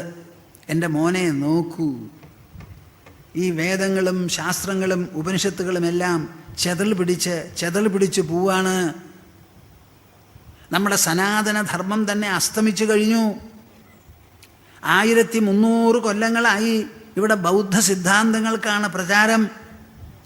ഈ ബൗദ്ധ സിദ്ധാന്തത്തിൽ വേദാന്തത്തിലില്ലാത്തത് ഒന്നുമില്ലല്ലോ, എന്നാൽ അതിലില്ലാത്തത് പലതും വേദാന്തത്തിലുണ്ടല്ലോ. ഈ അതിൻ്റെ ശരിയായ മഹിമ അർഹിക്കുന്ന മഹിമയിലേക്ക് തിരിച്ചു കൊണ്ടുവരാൻ പറ്റിയ തരത്തിൽ എൻ്റെ പൊന്നുമോനെ നിനക്ക് എന്തെങ്കിലും ചെയ്യാൻ പറ്റുമോ എന്നൊരു ചോദ്യമാണ്. ആ ഒരൊറ്റ ചോദ്യത്തെ പിന്തുടർന്നാണ് ആ കുട്ടി ശങ്കരൻ കാൽനടയായി എല്ലാ സ്ഥലത്തും സഞ്ചരിച്ച് സഞ്ചാരവേളയിൽ ഉപനിഷത്തുകൾക്കും ഭഗവത്ഗീതയ്ക്കും ബ്രഹ്മസൂത്രത്തിനുമെല്ലാം ഭാഷ്യമെഴുതി അനവധി പ്രകരണ ഗ്രന്ഥങ്ങൾ രചിച്ച് സർവത്ര പ്രചാരവുമായി നടന്ന് അങ്ങനെ അദ്ദേഹത്തിൻ്റെ ശരീരം വീണത്. ഒരു മനുഷ്യ ശിശുവിന് എന്ത് സാധിക്കും, എത്രമാത്രം നേടാൻ പറ്റും എന്നുള്ളതിന് തുറന്ന തെളിവാണ് 1200 കൊല്ലം മുമ്പ് ജീവിച്ച ഈ ശങ്കരൻ്റെ ചരിത്രം. നിങ്ങൾ ആരും വിചാരിക്കരുത് ഞാനൊരു വ്യക്തിയാണ്, ഞാനൊരു നിസ്സാരനാണെന്ന്.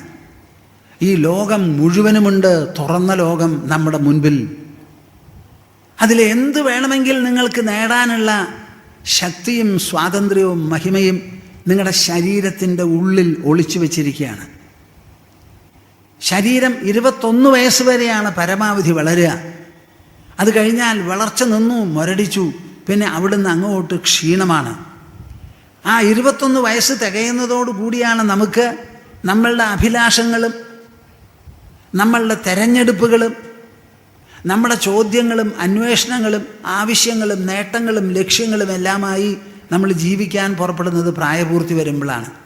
ആ സമയത്ത് ശരീരം ക്ഷീണിച്ചു മുരടിച്ചു എന്നുണ്ടെങ്കിൽ ഞാൻ എല്ലാവരോടും ചോദിക്കുന്നു, പിന്നെ നിങ്ങളിൽ വളരാനുള്ളത് എന്താണെന്ന്. ശരീരം വളർന്ന് ക്ഷീണിക്കാൻ തുടങ്ങിയെങ്കിൽ നിങ്ങൾ പിന്നെയും ജീവിക്കും 60 കൊല്ലമോ 80 കൊല്ലമോ 100 കൊല്ലമോ. 10-60 കൊല്ലത്തോളം എവിടെയാണ് നിങ്ങളുടെ വളർച്ച? മനസ്സിൽ, ബുദ്ധിയിൽ, മനസ്തലത്തിൽ, ബുദ്ധിതലത്തിൽ, അവിടെയാണ് വളരാനുള്ളത്. ആ വളർച്ചയാണ് ഈ ശങ്കരൻ ഉണ്ണിയുടെ ജീവിതത്തിൽ നാം കാണുന്നത്. കയ്യിൻ്റെ 2 3 വിരലുപയോഗിച്ച് താളിയോല ഗ്രന്ഥങ്ങൾ മുറിച്ച് അദ്ദേഹം എഴുതിയിട്ടുള്ള ഭാഷ്യമുണ്ടല്ലോ, ഇന്നും നമ്മുടെ മുൻപിൽ ഒരു ജ്ഞാനനിധിയായി പ്രകാശിക്കുന്നു. ആ പ്രകാശമാണ് നമുക്ക് ഇന്നും വെളിച്ചം തരുന്നത്. ആ വ്യക്തി നമ്മുടെ കൂടെയില്ല. അദ്ദേഹം ഒറിജിനലായി ആദ്യം എഴുതിയ ഗ്രന്ഥവും നമ്മൾ കണ്ടിട്ടില്ല, എഴുത്താണിയും നമ്മുടെ കയ്യിലില്ല. ഇത് തന്നെയാണ് രാമായണം എഴുതിയ വാൽമീകി മഹർഷിയെ പറ്റിയും പറയാനുള്ളത്. മഹാഭാരതം എഴുതിയ വ്യാസദേവനെ പറ്റിയും ഇതാ പറയാനുള്ളത്. ഒരൊറ്റ ആളുടെ പടം നമ്മുടെ കയ്യിലില്ല, ഒക്കെ ഭാവനയാണ്. അവരുടെ ഒറിജിനൽ ഗ്രന്ഥങ്ങളുമില്ല നമുക്ക്. പക്ഷെ അവർ എഴുതി വെച്ച വിദ്യ പരിപൂർണമായി നമ്മുടെ മുൻപിൽ പ്രകാശിക്കുന്നു, ഒരു കോട്ടവും ഒരു കുറവുമില്ലാതെ. അതാണ് നമുക്കിവിടെ മനസ്സിലാക്കാനുള്ളത്. അപ്പം നമ്മെ സഹായിക്കാൻ ബാക്കിയുള്ള ഗൃഹസ്ഥന്മാരാരുമില്ല എന്ന് കണ്ടതോടുകൂടി ശൗനകൻ സമയോചിതമായി പെരുമാറി. നമുക്ക് ഗൃഹസ്ഥന്മാരെയും നാട്ടുപുറങ്ങളെയും വിട്ട് വനത്തിലേക്ക് പോകുക എന്ന് പറഞ്ഞ് ശൗനകൻ അവിടെ പോയി അങ്കിരസനെ കാണാൻ. അങ്കിരസനെ പോയി കണ്ടിട്ട് ചെയ്തത് എന്താണെന്ന് നിങ്ങൾ നല്ലപോലെ മനസ്സിലാക്കിക്കോളൂ. ശൗനകോഹ വൈ മഹാശാലോ അങ്കിരസം വിധിവതുപസന്നഃ പപ്രച്ഛ. അവിടെ വേണ്ടതുപോലെ ചെന്നു എന്ന് പറഞ്ഞാൽ എന്താ? കയ്യും വീശി ഇങ്ങനെ പോയി എന്നല്ല, വളരെ വിനയത്തോടുകൂടി താഴ്മയോടുകൂടി അവിടെ ചെന്നു. പോകുന്ന സമയത്ത് എന്തോ ചില പദാർത്ഥങ്ങളുണ്ട് കയ്യിൽ തിരുമുൽക്കാഴ്ചയായിട്ട് വയ്ക്കാൻ. അവിടെ കൊണ്ടു ചെന്നു, വച്ചു, നമസ്കരിച്ചു, കയ്യും കൂപ്പി നിന്ന് അവിടെ നിന്നു. എന്നിട്ട് എന്താ ചെയ്തേ നിങ്ങൾ ശ്രദ്ധിച്ചോളൂ. വിധിവതുപസന്നഃ പപ്രച്ഛ. പപ്രച്ഛ എന്ന് പറഞ്ഞാൽ ചോദിച്ചു എന്നർത്ഥം. കേൾക്കുന്നുണ്ടോ നിങ്ങൾ പ്രേക്ഷകരെ? പ്രായപൂർത്തി വന്നിട്ടുള്ള ഒരു മഹാഗൃഹസ്ഥൻ ഗൃഹസ്ഥ ജീവിതത്തിൻ്റെ കാമ്പും കഴുമ്പുമില്ലാതെ പാപ്പരത്തം മനസ്സിലാക്കി അന്നേ വരെ അനുഷ്ഠിച്ചു പോകുന്ന കർമ്മനിഷ്ഠകളെല്ലാം അപര്യാപ്തമാണ്, പൊള്ളയാണെന്ന് മനസ്സിലാക്കി. ബാക്കി ഗൃഹസ്ഥന്മാരാരും തനിക്ക് ഉപദേശിക്കാനോ സഹായം നൽകാനോ ഒന്നിനും പ്രയോജനപ്പെടുന്നില്ല എന്ന് മനസ്സിലാക്കി ഒരു ശൂന്യബോധത്തോടു കൂടി ചെല്ലുകയാണ് മൊട്ടത്തലയൻ്റെ അടുത്ത്. കുടീരത്തിൽ താമസിക്കുന്ന തപസ്വിയുടെ മുൻപിൽ ചെന്ന് തലകുമ്പിടിപ്പിച്ച് നമസ്കരിച്ചതിന് ശേഷം അദ്ദേഹത്തിന് ചെയ്യാനുള്ളത് എന്താ? പപ്രച്ഛ, ചോദിച്ചു. ഇതാണ് നിങ്ങൾ വേണ്ടത്. ചോദിക്കണം. നമുക്ക് കിട്ടാനുള്ള സമ്പത്ത് ബുദ്ധിസമ്പത്താണ്, ബൗദ്ധസമ്പത്താണ്. അത് കയ്യിലാക്കണമെങ്കിൽ അന്വേഷണമാണ്, ഗവേഷണമാണ്, തിരച്ചിലാണ്, തേടലാണ്. അതാണ് നമുക്ക് ആവശ്യം. അവിടെ ചെന്ന് ചോദിച്ചു അത്രേ. ആരെ കണ്ടാലും നിങ്ങൾക്ക് ചോദിക്കാനേ ഉള്ളൂ. അവനവന് വേണ്ടതെന്ത് എന്ന് പറയുക, അതിനുള്ള മാർഗം എന്ത് എന്ന് ചോദിക്കുക. അവിടെ ചെന്നിട്ട് നിങ്ങളുടെ വിദ്വത്വം ഒന്നും അവിടെ പ്രദർശിപ്പിക്കണ്ട. പല അനുഭവങ്ങളും ഉണ്ടായിട്ടുണ്ടാവും. ഞാൻ അവിടെ പോയി ഇവിടെ പോയി അത് ചെയ്തു ഇത് ചെയ്തു. ഇതൊക്കെ എന്തിനാ അവിടെ പറയണത്? തനിക്കിപ്പം എന്താടോ വേണ്ടത് അത് പറയാം. അവിടെ ചെന്ന് ചോദിച്ചു. എന്താ ചോദിച്ചത്? ഉപനിഷത്താണ്, കേട്ടോളൂ. കസ്മിന്നു ഭഗവോ വിജ്ഞാതേ സർവമിദം വിജ്ഞാതം ഭവതീതി. അല്ലേ ഭഗവൻ? കസ്മിന്നു ഭഗവോ വിജ്ഞാതേ. എന്തറിയപ്പെട്ടാലാണോ ഈ ലോകത്തിലുള്ളത് മുഴുവൻ അറിയപ്പെടുക? അതെനിക്ക് പറഞ്ഞു തരൂന്ന്. കേൾക്കുന്നുണ്ടോ നിങ്ങൾ? ഒന്ന് കേൾക്കിനപ്പ. നിങ്ങൾക്ക് വേണ്ടത് എന്താ? പണ്ടം. ഷോറൂം തുടങ്ങി പുതിയത്. എന്നാ അങ്ങോട്ട് ചെല്ലുക, ഒരു പുതിയ പണ്ടം കൈക്കലാക്കുക. നിങ്ങൾക്ക് കുറേ പണ്ടവും വേണം, കുറേ പാത്രവും വേണം, കുറേ വസ്ത്രവും വേണം. അത് കഴിഞ്ഞാലോ പിന്നെ കുറേ കെട്ടിടം, ഭൂമി, ഇതൊക്കെയാണ് നമുക്ക് ആവശ്യം. ബാക്കി ഒരു കാര്യത്തിനെക്കുറിച്ചും നമ്മൾ സംസാരിക്കാറില്ല, അന്വേഷിക്കാറില്ല. പക്ഷേ ഇതുകൊണ്ടൊന്നും നമ്മുടെ മനുഷ്യജീവിതം സഫലമാകുമെന്ന് നിങ്ങൾ വിചാരിക്കരുത്. എന്ത് സാധനം കയ്യിൽ കിട്ടിയാലും ഉപദ്രവം കൂടുതലാണ്, നശ്വരത വർദ്ധിക്കുകയുള്ളൂ.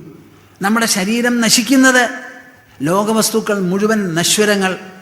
നശ്വര ശരീരം കൊണ്ട് നശ്വര വസ്തുക്കൾ സമ്പാദിച്ച് ജീവിക്കുമ്പോൾ ഓരോ വസ്തുവും കൂടുതലായാൽ നമ്മുടെ നശ്വരത പെരുകി വർദ്ധിക്കുന്നതൊഴികെ അത് കുറയുന്നില്ല. ഒരു കുട്ടി ജനിച്ചാൽ കൂടുതൽ നശ്വരതയായി. ഒരു വീട് മേടിച്ചാൽ പൊല്ലാപ്പ് കൂടി. കുറയണ ചോദ്യമില്ല. അപ്പം അവിടെ ചെന്ന് ചോദിക്കുകയാണ്, കസ്മിന്നു ഭഗവോ വിജ്ഞാതേ. എന്തിനെ അറിഞ്ഞാലാണോ സർവമിതം വിജ്ഞാതം ഭവതീതി. ഈ കാണുന്നത് അത്രയും അറിയപ്പെടുക. ജിജ്ഞാസുക്കളെ, ഇതാണ് ഭാരതത്തിൻ്റെ കണ്ടുപിടുത്തം. ഈ ലോകത്തിൽ അനവധി ഗവേഷണങ്ങൾ നടക്കണു. ലോകത്തിൻ്റെ ഘടന മനസ്സിലാക്കാൻ, സൂക്ഷ്മരൂപം മനസ്സിലാക്കാൻ, ഹേതുമണ്ഡലം പുറത്തു കൊണ്ടുവരാൻ പലതും നമ്മളിവിടെ ചെയ്യുന്നുണ്ട്. ഇതൊക്കെ ബുദ്ധിയിലുള്ള ജിജ്ഞാസയ്ക്ക് വിധേയമായി നടക്കുന്ന ഗവേഷണങ്ങളോ അന്വേഷണങ്ങളോ ആണ്. ഇതെല്ലാം കണ്ടെത്തിയാലും അവശേഷിക്കുന്ന ചോദ്യമെന്ത്? എന്തിനെ അറിഞ്ഞാലാണോ ഈ ലോകം മുഴുവനും അറിയപ്പെടുക? ആ ചോദ്യമാണ് ശൗനകൻ്റെ ചോദ്യം. അദ്ദേഹം ആവശ്യപ്പെട്ടത് പുതിയ ഒരു കർമ്മവിധിയല്ല, ഒരു കർമാനുഷ്ഠാനമല്ല. അദ്ദേഹം ആവശ്യപ്പെട്ടത് പുതിയ ഒരു സ്തുതിയല്ല, ഒരു ഗീതമല്ല. അദ്ദേഹത്തിൻ്റെ ആവശ്യം ബുദ്ധിയുടെ ദാഹം നിർത്തണം എന്നുള്ളതായിരുന്നു. ബുദ്ധിയുടെ ദാഹമാണ് ആ ജ്ഞാനം. ആ വിശപ്പുണ്ടല്ലോ, അതങ്ങോട്ട് തീർക്കണം. നമ്മുടെ ഉപനിഷത്ത് ചർച്ച ചെയ്യുന്നത് ജ്ഞാനമാണ്. ആ ജ്ഞാനം ബുദ്ധിക്കുള്ള കുത്തകയാണ്, ബുദ്ധിക്കുള്ള നിർബന്ധമാണ്. ബുദ്ധിയുടെ സാധ്യതയും പ്രേരണയും സംഭാവ്യതയുമാണ് അവിടെ. അറിവാണ് നമ്മുടെ സമ്പത്ത്, അതാണ് നമ്മുടെ നേട്ടം, അതാണ് നമ്മുടെ നിധി. ഇത് സാധാരണ ഒരുത്തൻ പറയല്ല. ശൗനകൻ എന്ന് പറയുന്ന മഹാഗൃഹസ്ഥൻ മുദ്ര കുത്തി തന്നിട്ടുള്ളതാണ് ഈ ചോദ്യം. എന്തിനെ അറിഞ്ഞാലാണോ എല്ലാം അറിയപ്പെടുക? ആ അറിവ് കയ്യിൽ കിട്ടിയാൽ സമാധാനമായി, ശാന്തിയായി, ആത്മതൃപ്തിയായി, ആത്മതുഷ്ടിയായി, ആത്മസൗഭാഗ്യമായി, ഉള്ളു നിറഞ്ഞു, മികവും തികവും ആണ്.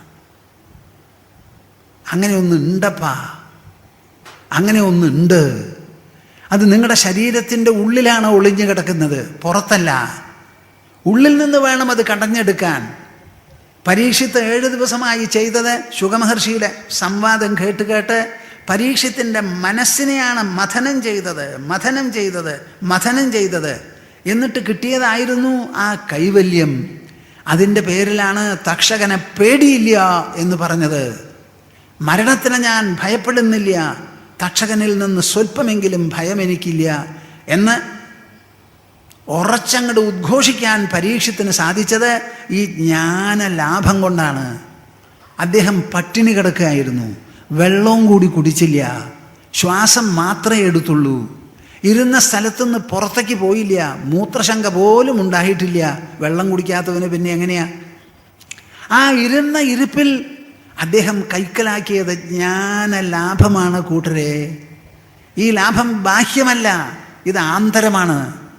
നമ്മുടെ മനസ്സിനെ നിറയ്ക്കുന്നത്, ബുദ്ധിയെ വിശാലമാക്കുന്നത്, അന്തരാത്മാവിൻ്റെ സ്വച്ഛ സുന്ദര പ്രകാശം പുറത്തു കൊണ്ടുവരുന്നത്.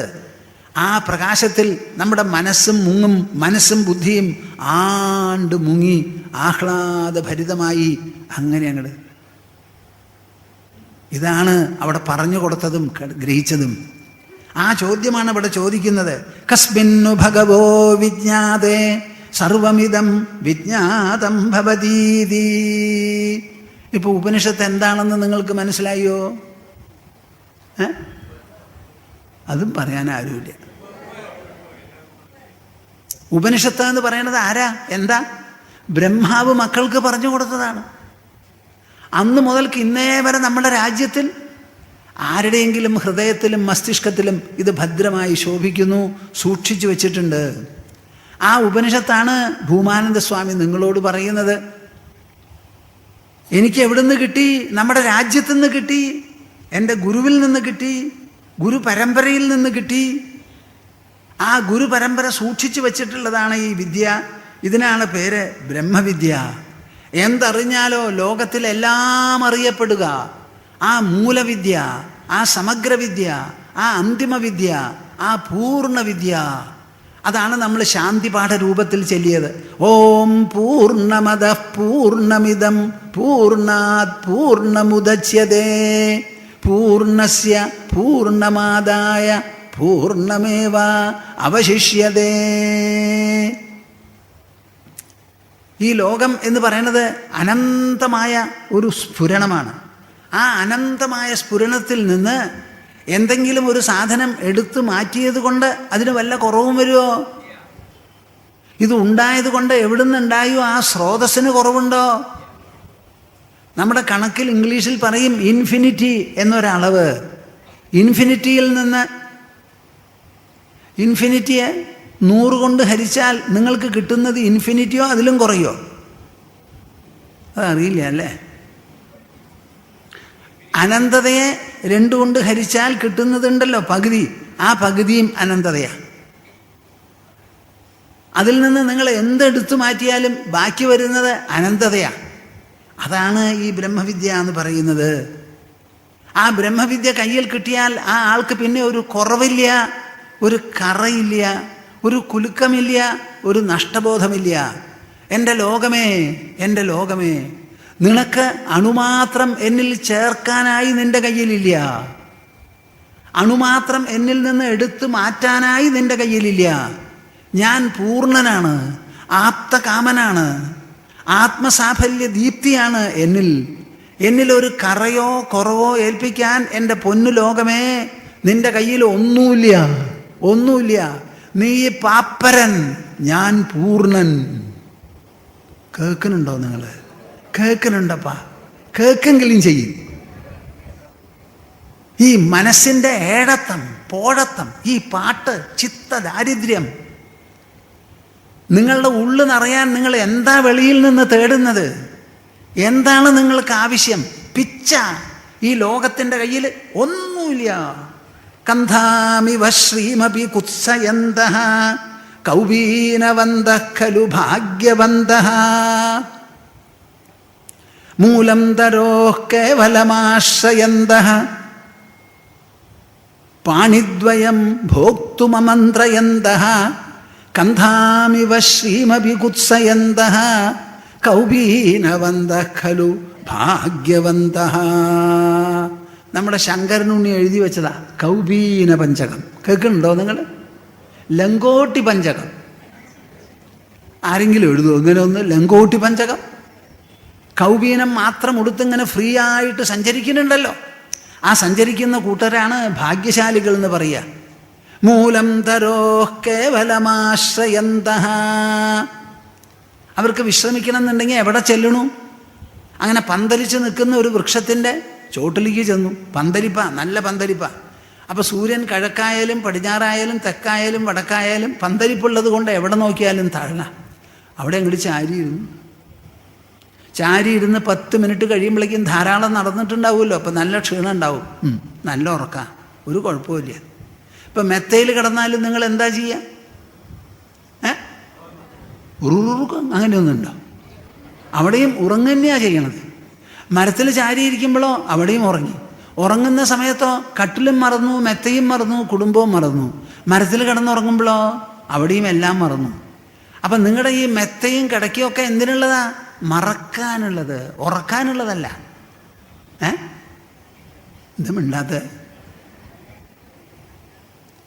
സ്വർണം കൊണ്ടുണ്ടാക്കിയ ഒരു കട്ടിൽ കിടന്നാൽ സ്വർണം സ്വർണം സ്വർണം അങ്ങനെ ഒരു ഉറക്കമുണ്ടോ? മരക്കട്ടിൽ കിടന്നാലോ അതിനെ മറന്നാലേ ഉറക്കായുള്ളൂ. മൂലം തരോഃ കേവലമാശ്രയന്തഃ പാണിദ്വയം ഭോക്തുമമന്ത്രയന്തഃ. ആവശ്യമുള്ളപ്പോൾ ചെല്ലും, എനിക്ക് എന്തെങ്കിലും തരൂ, ഭിക്ഷാം ദേഹി, ഓം നമോ നാരായണായ എന്ന് പറയും. പറഞ്ഞു കഴിഞ്ഞാൽ അവർ ഭിക്ഷ കൊടുക്കും, കഴിക്കും.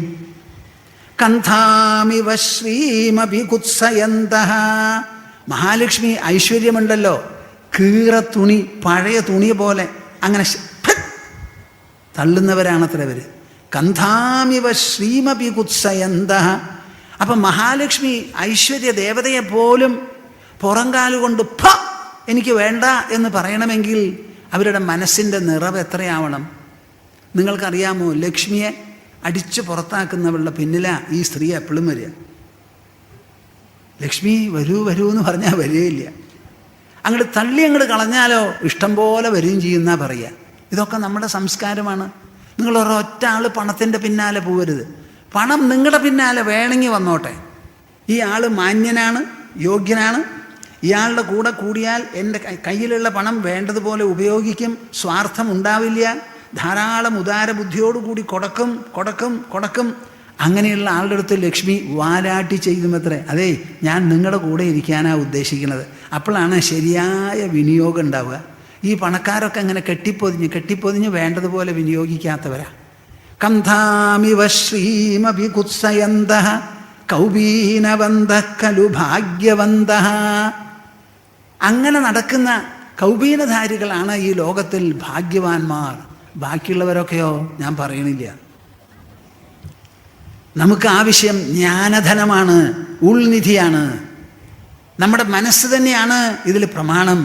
മനസ്സിനെ പവിത്രമാക്കൂ, ഭക്തി നിർഭരമാക്കൂ, ശാന്തസുന്ദരമാക്കൂ. അതിലുള്ള ആശകളെല്ലാം പോട്ടെ പോട്ടെ, ആവശ്യങ്ങളെപ്പറ്റി ചിന്തിക്കേ വേണ്ട. ധാരാളമുണ്ട്, വേണ്ടുവോളമുണ്ട്, ധാരാളം തൃപ്തി തൃപ്തി സൗഭാഗ്യം എന്നുള്ള ആ പ്രതീതി നിങ്ങൾക്കുണ്ടാവണം. ഇത് രചിക്കുന്നത് നമ്മുടെ മനസ്സാണ്, ശരീരമല്ല. ഇത് രചിക്കുന്നത് ബാഹ്യവസ്തുക്കളല്ല. ശൗനകൻ അത് നല്ല പോലെ മനസ്സിലായി. ദശാബ്ദങ്ങളോളം ഗൃഹസ്ഥനായി ജീവിച്ചു. കുട്ടികളുണ്ട്, വീടുണ്ട്, ഒന്നിലധികമുണ്ട്. എല്ലാം വേണ്ടതുപോലെ കൊടുത്തു, മേടിച്ചു, കർമ്മങ്ങളൊക്കെ ചെയ്തു. എന്നിട്ടും സമാധാനമില്ല. അവിടെ പോയി ചോദിക്കുന്ന ചോദ്യമാണ്, കസ്മിന്നു ഭഗവോ വിജ്ഞാതേ സർവമിദം വിജ്ഞാതം ഭവതീതി. ഇതാണ് ഉപനിഷത്ത്. ശൗനകനോട് മറുപടി പറയാണ് അംഗിരസ്. തസ്മൈ സഹോവാച ദ്വേ വിദ്യേ വേദിതവ്യേ ഇതി ഹസ്മാ യത് ബ്രഹ്മവിദോ വദന്തി പരാജൈവാപരാ. കേൾക്കുന്നുണ്ടോ പ്രേക്ഷകന്മാരെ നിങ്ങൾ? അറിവിനെ പറ്റിയിട്ടാണ് ചോദ്യം. ആ അറിവിനെപ്പറ്റി ചോദിച്ച ചോദ്യത്തിന് അംഗിരസിത മറുപടി പറയണു. ചരിത്രാതീത കാലത്ത് നടന്ന സംവാദമാണ് ഭൂമാനന്ദസ്വാമി നിങ്ങളുടെ മുൻപിൽ അവതരിപ്പിക്കുന്നത്. അന്ന് മുതൽക്ക് ഇന്നേ വരെ ആകാശഗംഗയായി ഇത് പ്രവഹിച്ച് പോരുണു. ഭൂഗംഗയെ പൊള്യൂട്ട് ചെയ്തു എന്നാണ് പറയുന്നത്. ഈ ആകാശഗംഗയെ ഒരാളും അത് മലിനപ്പെടുത്താൻ സാധിച്ചിട്ടില്ല. ഇവിടെ ആകാശത്തിൽ സഞ്ചരിക്കുന്നതാണ് ശബ്ദം.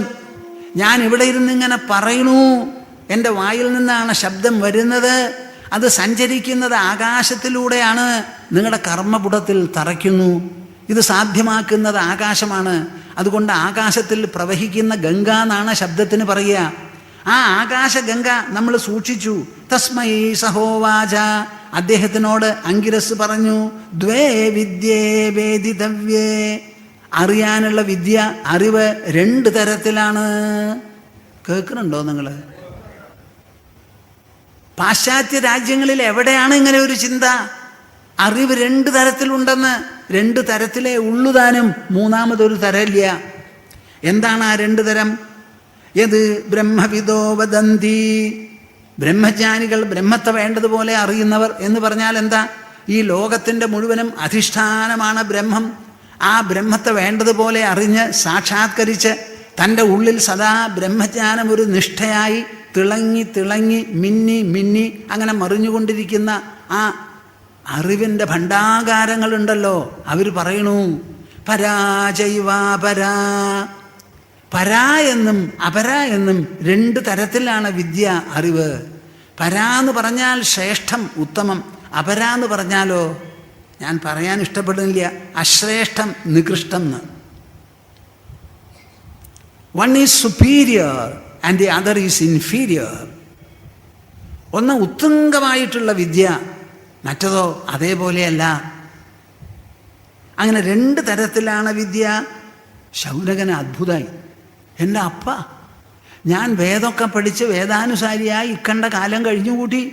പല പുരോഹിതന്മാരും ഋത്വിക്കുകളും എൻ്റെ കുടുംബത്തിൽ വന്നിട്ടുണ്ട്. ഞാൻ യാഗയജ്ഞങ്ങളൊക്കെ ചെയ്തിട്ടുണ്ട്. അവരാരും പറഞ്ഞു കേട്ടില്ലല്ലോ 2 തരത്തിലുള്ള വിദ്യയുണ്ടെന്ന്. ഇതാ ആദ്യമായി അംഗിരസ് പറയുന്നു, അറിവ് 2 തരത്തിലാണെന്ന്. ഏതൊക്കെയാ? പരാവിദ്യ, അപരാവിദ്യ. 2 തരത്തിലാണ് വിദ്യ. ഒന്ന് ശ്രേഷ്ഠം, പിന്നെ ഒന്ന് നികൃഷ്ടം എന്ന് പറഞ്ഞു. ആ നികൃഷ്ടത്തിൽ എന്തൊക്കെ പെടും? തത്രാപര ഋഗ്വേദോ യജുർവേദഃ സാമവേദോ അഥർവവേദഃ ശിക്ഷാകൽപ്പോ വ്യാകരണം നിരുക്തം ഛന്ദോ ജ്യോതിഷമിതി അഥപര യയാ തദക്ഷരമധിഗമ്യതേ. ഞാൻ കൽക്കട്ടയിൽ സന്യാസം സ്വീകരിക്കുന്നതിന് മുൻപ് ഗുരുവിൻ്റെ അടുത്തുനിന്ന് ദീക്ഷ മേടിച്ച് സാധന തീവ്രമായി നടത്തിക്കൊണ്ടിരിക്കുക. ഒരു ഭാഗത്ത് ഉദ്യോഗമുണ്ട്, മറുഭാഗത്ത് സാധനയുണ്ട്. കാലത്തും വൈകുന്നേരമായി 2.5 മണിക്കൂർ വാതിലും ജനലയും അടച്ച് ചമ്പരം പടിഞ്ഞിരുന്ന് ഞാൻ സാധന ചെയ്തുകൊണ്ടിരുന്നു. രാത്രി ഒരു 10:30 മണിക്കാണ് ഒരു 1.5 കൊല്ലം 2 കൊല്ലം അതുവരെ പുസ്തകം വായിക്കില്ല എന്ന് ഞാൻ പറഞ്ഞിരുന്നതാണ് എൻ്റെ ഗുരുവിനോട്. അദ്ദേഹം പറഞ്ഞു, ഒരു വിരോധമില്ല, നീ വായിക്കേണ്ട പുസ്തകം നിൻ്റെ അടുക്കലേക്ക് തന്നെ വന്നോളൂ, അപ്പോൾ വായിച്ചു വന്നു. ഒരു 1.5-2 കൊല്ലം കഴിഞ്ഞു, എത്ര കൊല്ലം കഴിഞ്ഞു എന്നറിയില്ല. അപ്പോഴാണ് മുണ്ടകോപനിഷത്ത് നമുക്ക് കിട്ടിയത്. ഞാൻ വായിക്കുക, അങ്ങനെ വായിച്ചു പോയി. ഈ ഭാഗങ്ങൾ വായിച്ചപ്പോൾ ഞാൻ എന്താ പറയുക, എന്താ ഞാൻ നിങ്ങളോട് പറയുക? തത്രാപരാ ഋഗ്വേദോ യജുർവേദ സാമവേദോ അഥർവവേദ. അപരാവിദ്യ, നികൃഷ്ടവിദ്യ എന്നതിൽ പെടുന്നതാണ് ഋഗ്വേദം, യജുർവേദം, സാമവേദം, അഥർവവേദം. അയ്യപ്പോ തീ വെച്ച മാതിരിയായി. ഈ വേദങ്ങളൊക്കെ നികൃഷ്ടവിദ്യയിൽ പെട്ടതോ? ശിക്ഷാകൽപ്പോ വ്യാകരണം നിരുക്തം ഛന്ദോ ജ്യോതിഷമിതി. നമുക്കെല്ലാം കൂടി പഴയ കാലത്ത് 4 വേദവും 6 ശാസ്ത്രവുമാണ്. 4 വേദം ഋക്ക്, യജുസ്, സാമം, അഥർവവേദം. ഋഗ്വേദത്തിൽപ്പെട്ട മഹാവാക്യമാണ് പ്രജ്ഞാനം ബ്രഹ്മ. യജുർവേദത്തിൽപ്പെട്ടതാണ് അഹം ബ്രഹ്മാസ്മി. സാമവേദത്തിൽപ്പെട്ടതാണ് തത്വമസി. അഥർവവേദത്തിൽപ്പെട്ടതാണ് അയമാത്മാ ബ്രഹ്മ. ഇങ്ങനെ 4 വേദങ്ങളുണ്ട്. ഈ മഹാവാക്യങ്ങളടക്കം അതിൽ പ്രസിദ്ധമാണ്. അവയൊക്കെ അപരാവിദ്യയിൽപ്പെട്ടതോ? പിന്നെ 6 ശാസ്ത്രങ്ങളുണ്ട് നമുക്ക്. അതാണ് ബ്രാഞ്ചസ് ഓഫ് നോളജ് എന്ന് പറയുന്നത്. ശിക്ഷ, കൽപ്പം, വ്യാകരണം, നിരുക്തം, ഛന്ദസ്, ജ്യോതിഷം. ശിക്ഷ എന്ന് പറഞ്ഞാൽ ഉച്ചാരണം. ഉച്ചാരണം നമ്മുടെ മലയാള ഭാഷ എല്ലാവരും സംസാരിക്കുന്നുണ്ട്. ശരിക്കും ഉച്ചരിക്കുന്നുണ്ടോ ചോദിച്ചാൽ മഹാമാന്ത ഇരിഞ്ഞാല കുട കുട കുട. അത് കുടയോ അതോ കുടയോ? മൺകുടം മൺകുടം മൺകുടം. എന്താ ഈ മൺകുടം? നമ്മളെ പറഞ്ഞ് പഠിപ്പിക്കുന്നില്ല, മൺകുടം എന്ന് പറയാറില്ല. അപ്പം നമ്മുടെ മലയാളത്തിൽ വളരെ അപവാദങ്ങളാണ്. വർഗദ്വയം, വർഗചതുർത്ഥം. ക ഖ ഗ ഘ ങ. ഖ ഘ ഖ ഘ ഖ ഛ ഠ ഥ ഭ ഘ ഝ ഢ ധ ഭ. ഇങ്ങനെ തിരിച്ചു പറയാൻ എളുപ്പം സാധിക്കുമോ? സാധിക്കില്ല.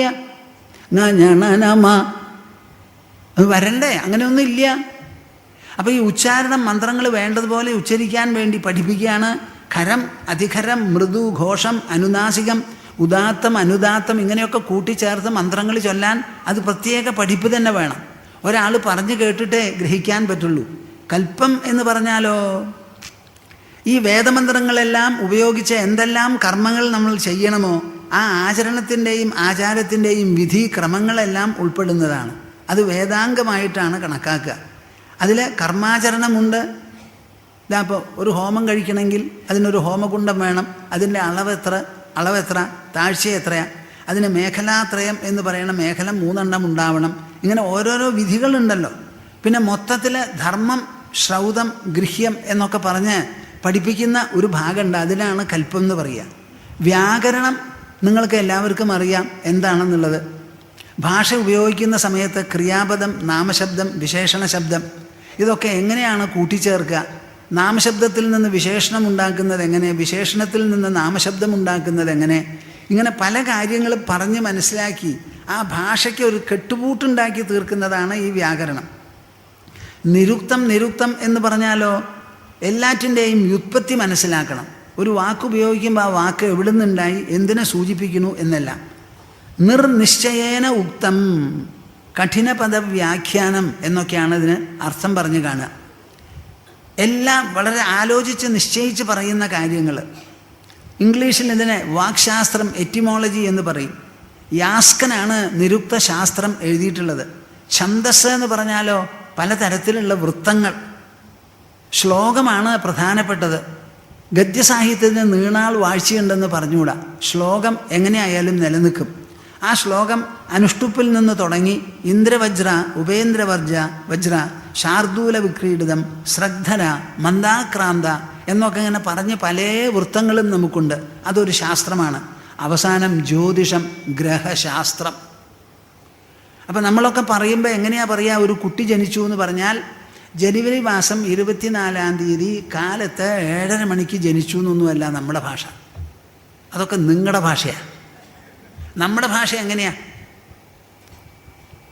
നമുക്കൊരു വിക്രമാദിത്യനെ ചൊല്ലി ഒരു വർഷമുണ്ട്, അല്ലെങ്കിൽ മലയാള വർഷമുണ്ട്. ആ ദിവസം ഇന്ന നക്ഷത്രവും ഇന്ന തിഥിയുമാണെന്ന് സൂര്യാസ്തമനത്തിന് മുൻപോ സൂര്യാസ്തമനത്തിന് പിൻപിലോ ആണ് ആ കുട്ടിക്ക് ജന്മനക്ഷത്രം ഇന്നത്, തിഥി ഇന്നത്. എന്നിട്ട് അവിടുന്ന് ഒരു ജാതകം ഗണിച്ചുണ്ടാക്കി. എന്നിട്ട് ആ കുട്ടി എത്ര കാലം ജീവിക്കും, അതിൽ എന്തെല്ലാം ഗ്രഹങ്ങളുടെ സ്വാധീനങ്ങളുണ്ട്, ഗ്രഹകാലങ്ങളുണ്ട് എന്ന് പറഞ്ഞ് എഴുതുന്നതാണ് നമ്മുടെ സമ്പ്രദായം. നമ്മൾ ഒരിക്കലും ഒരു കുട്ടിയെ അച്ഛനമ്മമാർക്ക് മാത്രം വീട്ടിൽ ജനിച്ച ഒരു കുട്ടിയായിട്ട് കണക്കാക്കാറില്ല. നമ്മൾ കണക്കാക്കുന്നത് മുഴുവൻ ഈ ഭൂതലത്തിൽ ഉണ്ടായിട്ടുള്ള ഒരു ഭൂസന്താനമാണ്. ആ ഭൂതലം എങ്ങനെയാണോ ഗ്രഹശാസ്ത്രത്തിൽപ്പെട്ട് അതിന് വിധേയമായി സഞ്ചരിക്കുന്നത്, അതേമാതിരി മനുഷ്യജീവിതത്തിൻ്റെ കാലദശയുണ്ടല്ലോ, ആ കാലവും അതിന് വിധേയമാണെന്ന് പറഞ്ഞ് ജാതകം എഴുതുക. നമ്മുടെ വിശേഷ ദിവസങ്ങളൊക്കെ പൗർണമി, അമാവാസി, അക്ഷയതൃതീയ, പ്രഥമ, ദ്വിതീയ, രോഹിണി, അഷ്ടമി രോഹിണി എന്നൊക്കെയാണ് നമ്മൾ പറയുന്നത്. നിങ്ങൾ ഇന്ത്യ രാജ്യത്തിനെ ഒരു നിസ്സാരമാക്കി തള്ളരുത് കൂട്ടരെ. ഒന്ന് മനസ്സിലാക്കിൻ. ഭൂമിയോടും സൂര്യനോടും ചന്ദ്രനോടും 27 നക്ഷത്രങ്ങളോടും, ഈ നക്ഷത്രങ്ങളൊക്കെ ഈ പാറലിക്കാട്ട് ജനിച്ചവനാ ഞാനേ. ഇവിടെ ഇരിക്കുമ്പോൾ ഞങ്ങളുടെ അടുത്തുള്ളവർ പറയും, ദാ നോക്കൂ അശ്വിനി നക്ഷത്രം അശ്വതി മുഖം പോലെ, പുണർത നക്ഷത്രം പൂന്തോണി പോലെ, കാർത്തിക നക്ഷത്രം കൈവട്ട പോലെ എന്ന് പറഞ്ഞ് ഞങ്ങൾ ആകാശത്ത് നോക്കി ഓരോ നക്ഷത്രമണ്ഡലത്തിൻ്റെയും പേര് പറഞ്ഞ് കണ്ടുപിടിക്കാറുണ്ട്. ഇതാണ് നമ്മുടെ ജീവിതം. നാം മനുഷ്യജീവിതത്തെ ഒറ്റ തിരിച്ച് കാണില്ല. ഭൂമണ്ഡലത്തിൽ നടക്കുന്ന ഒരു വിശേഷപ്പെട്ട സംഭവമായിട്ടാണ് കാണുന്നത്. ആ സംഭവം ആവർത്തിച്ചുണ്ടാവും. എല്ലാവർക്കും കൊല്ലത്തിൽ ഒരു ദിവസമേ ജനിക്കാൻ പറ്റുള്ളൂ. ഈ കൊല്ലം ആവർത്തിക്കുന്നതുമാണ്. അതുകൊണ്ട് നമ്മുടെ ജാതകങ്ങളിലും ആവർത്തിക്കുന്ന സ്വഭാവം കാണും. എല്ലാ വിശേഷങ്ങളും നമുക്ക് നക്ഷത്രങ്ങളെയും തിഥികളെയും ചന്ദ്രൻ്റെ കലയുടെ വരവും പോക്കും, സൂര്യൻ്റെ ഉത്തരായന ദക്ഷിണായന ഗതികൾ, ഇതൊക്കെ നോക്കിയിട്ടാണ് നമ്മളെല്ലാം ചെയ്യുന്നത്. ഒരു ശാസ്ത്രമാണ്. നമ്മുടെ ഭൂമിയും ഒരു നിലയ്ക്ക് ഒരു ഗ്രഹം തന്നെയാണ്. തൽക്കാലം ഇന്ന് നിർത്തട്ടെ. ഇന്ന് നിങ്ങൾ എന്താണാവോ പറയാൻ പോണേ? അപ്പോൾ അപരാവിദ്യയെ പറ്റിയിട്ടാണ് പറഞ്ഞത്. ഇനി പരാവിദ്യ എന്താണ്? ഇതൊക്കെ അപരാവിദ്യയിൽപ്പെട്ടു. ഇനി പരാവിദ്യ എന്താണെന്ന് പറഞ്ഞു കൊടുക്കണു. അവിടുന്നാണ് ഈ ഉപനിഷത്തിൻ്റെ തുടക്കം. നമുക്കിവിടെ ആവശ്യം എന്താ? കസ്മിന്നു ഭഗവോ വിജ്ഞാതേ സർവമിതം വിജ്ഞാതം ഭവതീതി.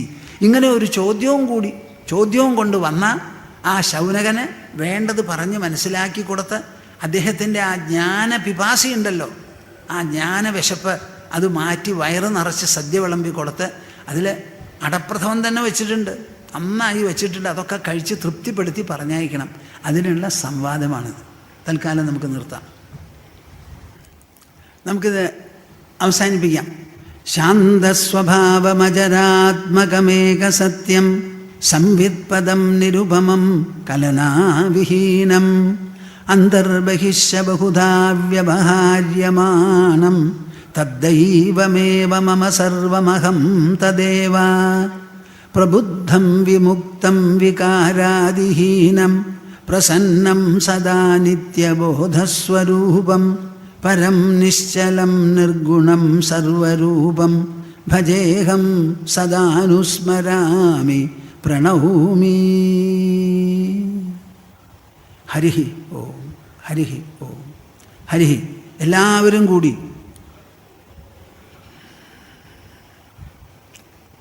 ഓ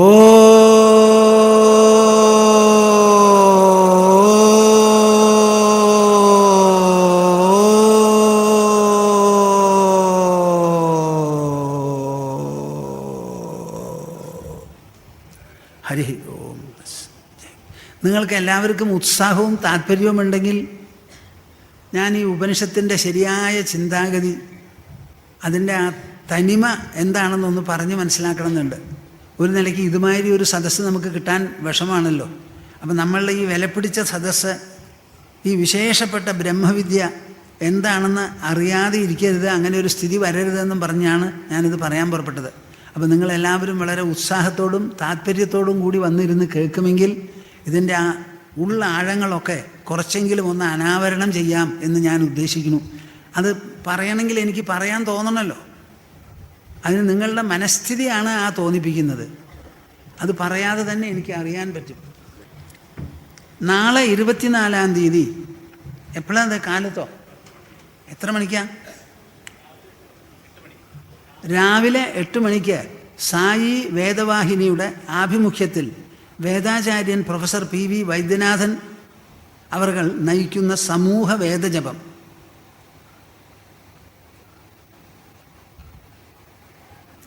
ഇവിടെ അദ്ദേഹവും അദ്ദേഹത്തിൻ്റെ ശിഷ്യസമ്പത്തുകളെല്ലാം കൂടിയിട്ട് വന്ന് അവതരിപ്പിക്കുന്നത് വേദസൂക്തങ്ങളിൽ ഗണപതി പ്രാർത്ഥന, പുരുഷ സൂക്തം, നാരായണ സൂക്തം, ദുർഗാസൂക്തം, ശ്രീരുദ്രം നമകം, ശ്രീരുദ്രം ഘനപാഠം, ഒരു അനുവാകം, തൈത്തിരീയം ഭൃഗുവല്ലി, മന്ത്രപുഷ്പം. ഇതെല്ലാമാണ് നാളെ അവതരിപ്പിക്കാൻ പോകുന്നത്. അവരെന്നോട് പറഞ്ഞു, എനിക്ക് ഞങ്ങളുടെ ആശ്രമത്തിൽ നിന്ന് കാലത്ത് 8 മണിക്ക് ഇവിടെ വന്ന് എത്തണത് സാധ്യമല്ല. ഞങ്ങളുടെ ആശ്രമത്തിൽ ചില ചടങ്ങുകളൊക്കെ ഉണ്ട്, ഇത്ര നേരത്തെ വരാൻ സാധിക്കില്ല. ഞാൻ ഇന്നും കൂടി വരുമ്പോൾ ഇടയിൽ ഇവിടെ നേരം വൈകി പോവുക. പക്ഷേ നിങ്ങളെല്ലാവരും ഇത് വന്ന് കേട്ട് ജപിക്കുന്നവരെ പ്രോത്സാഹിപ്പിക്കുക. നന്നായിരിക്കും, അവർക്കും നല്ലതാണ്, നിങ്ങൾക്കും അത് ഒരു പുണ്യവും അനുഗ്രഹവുമാണ്. നമ്മുടെ വേദിക്കും ഒരു നിലയ്ക്ക് നല്ലതാണ്. നമ്മുടെ ഈ പ്രവക്തൃവേദി ഉണ്ടല്ലോ, നൈമിഷാരണ്യത്തെ, ആ പ്രവക്തന വേദിയിൽ നല്ല നല്ല പ്രവക്താക്കൾ വന്ന് ആ പ്രവക്തൃവേദിയിൽ വന്ന് കയറുന്നതും എന്തെങ്കിലും പറയണതും ഒരു വലിയ വിശേഷപ്പെട്ട സംഭവമാണ്, പുണ്യമാണ് എന്നെല്ലാവരും മനസ്സിലാക്കി അതിനനുസരിച്ച് പെരുമാറാനും സദസ്യരും അതിനനുസരിച്ച് പെരുമാറാനും ഇടവരട്ടെ. നിങ്ങൾക്ക് എല്ലാവർക്കും അനുഗ്രഹം.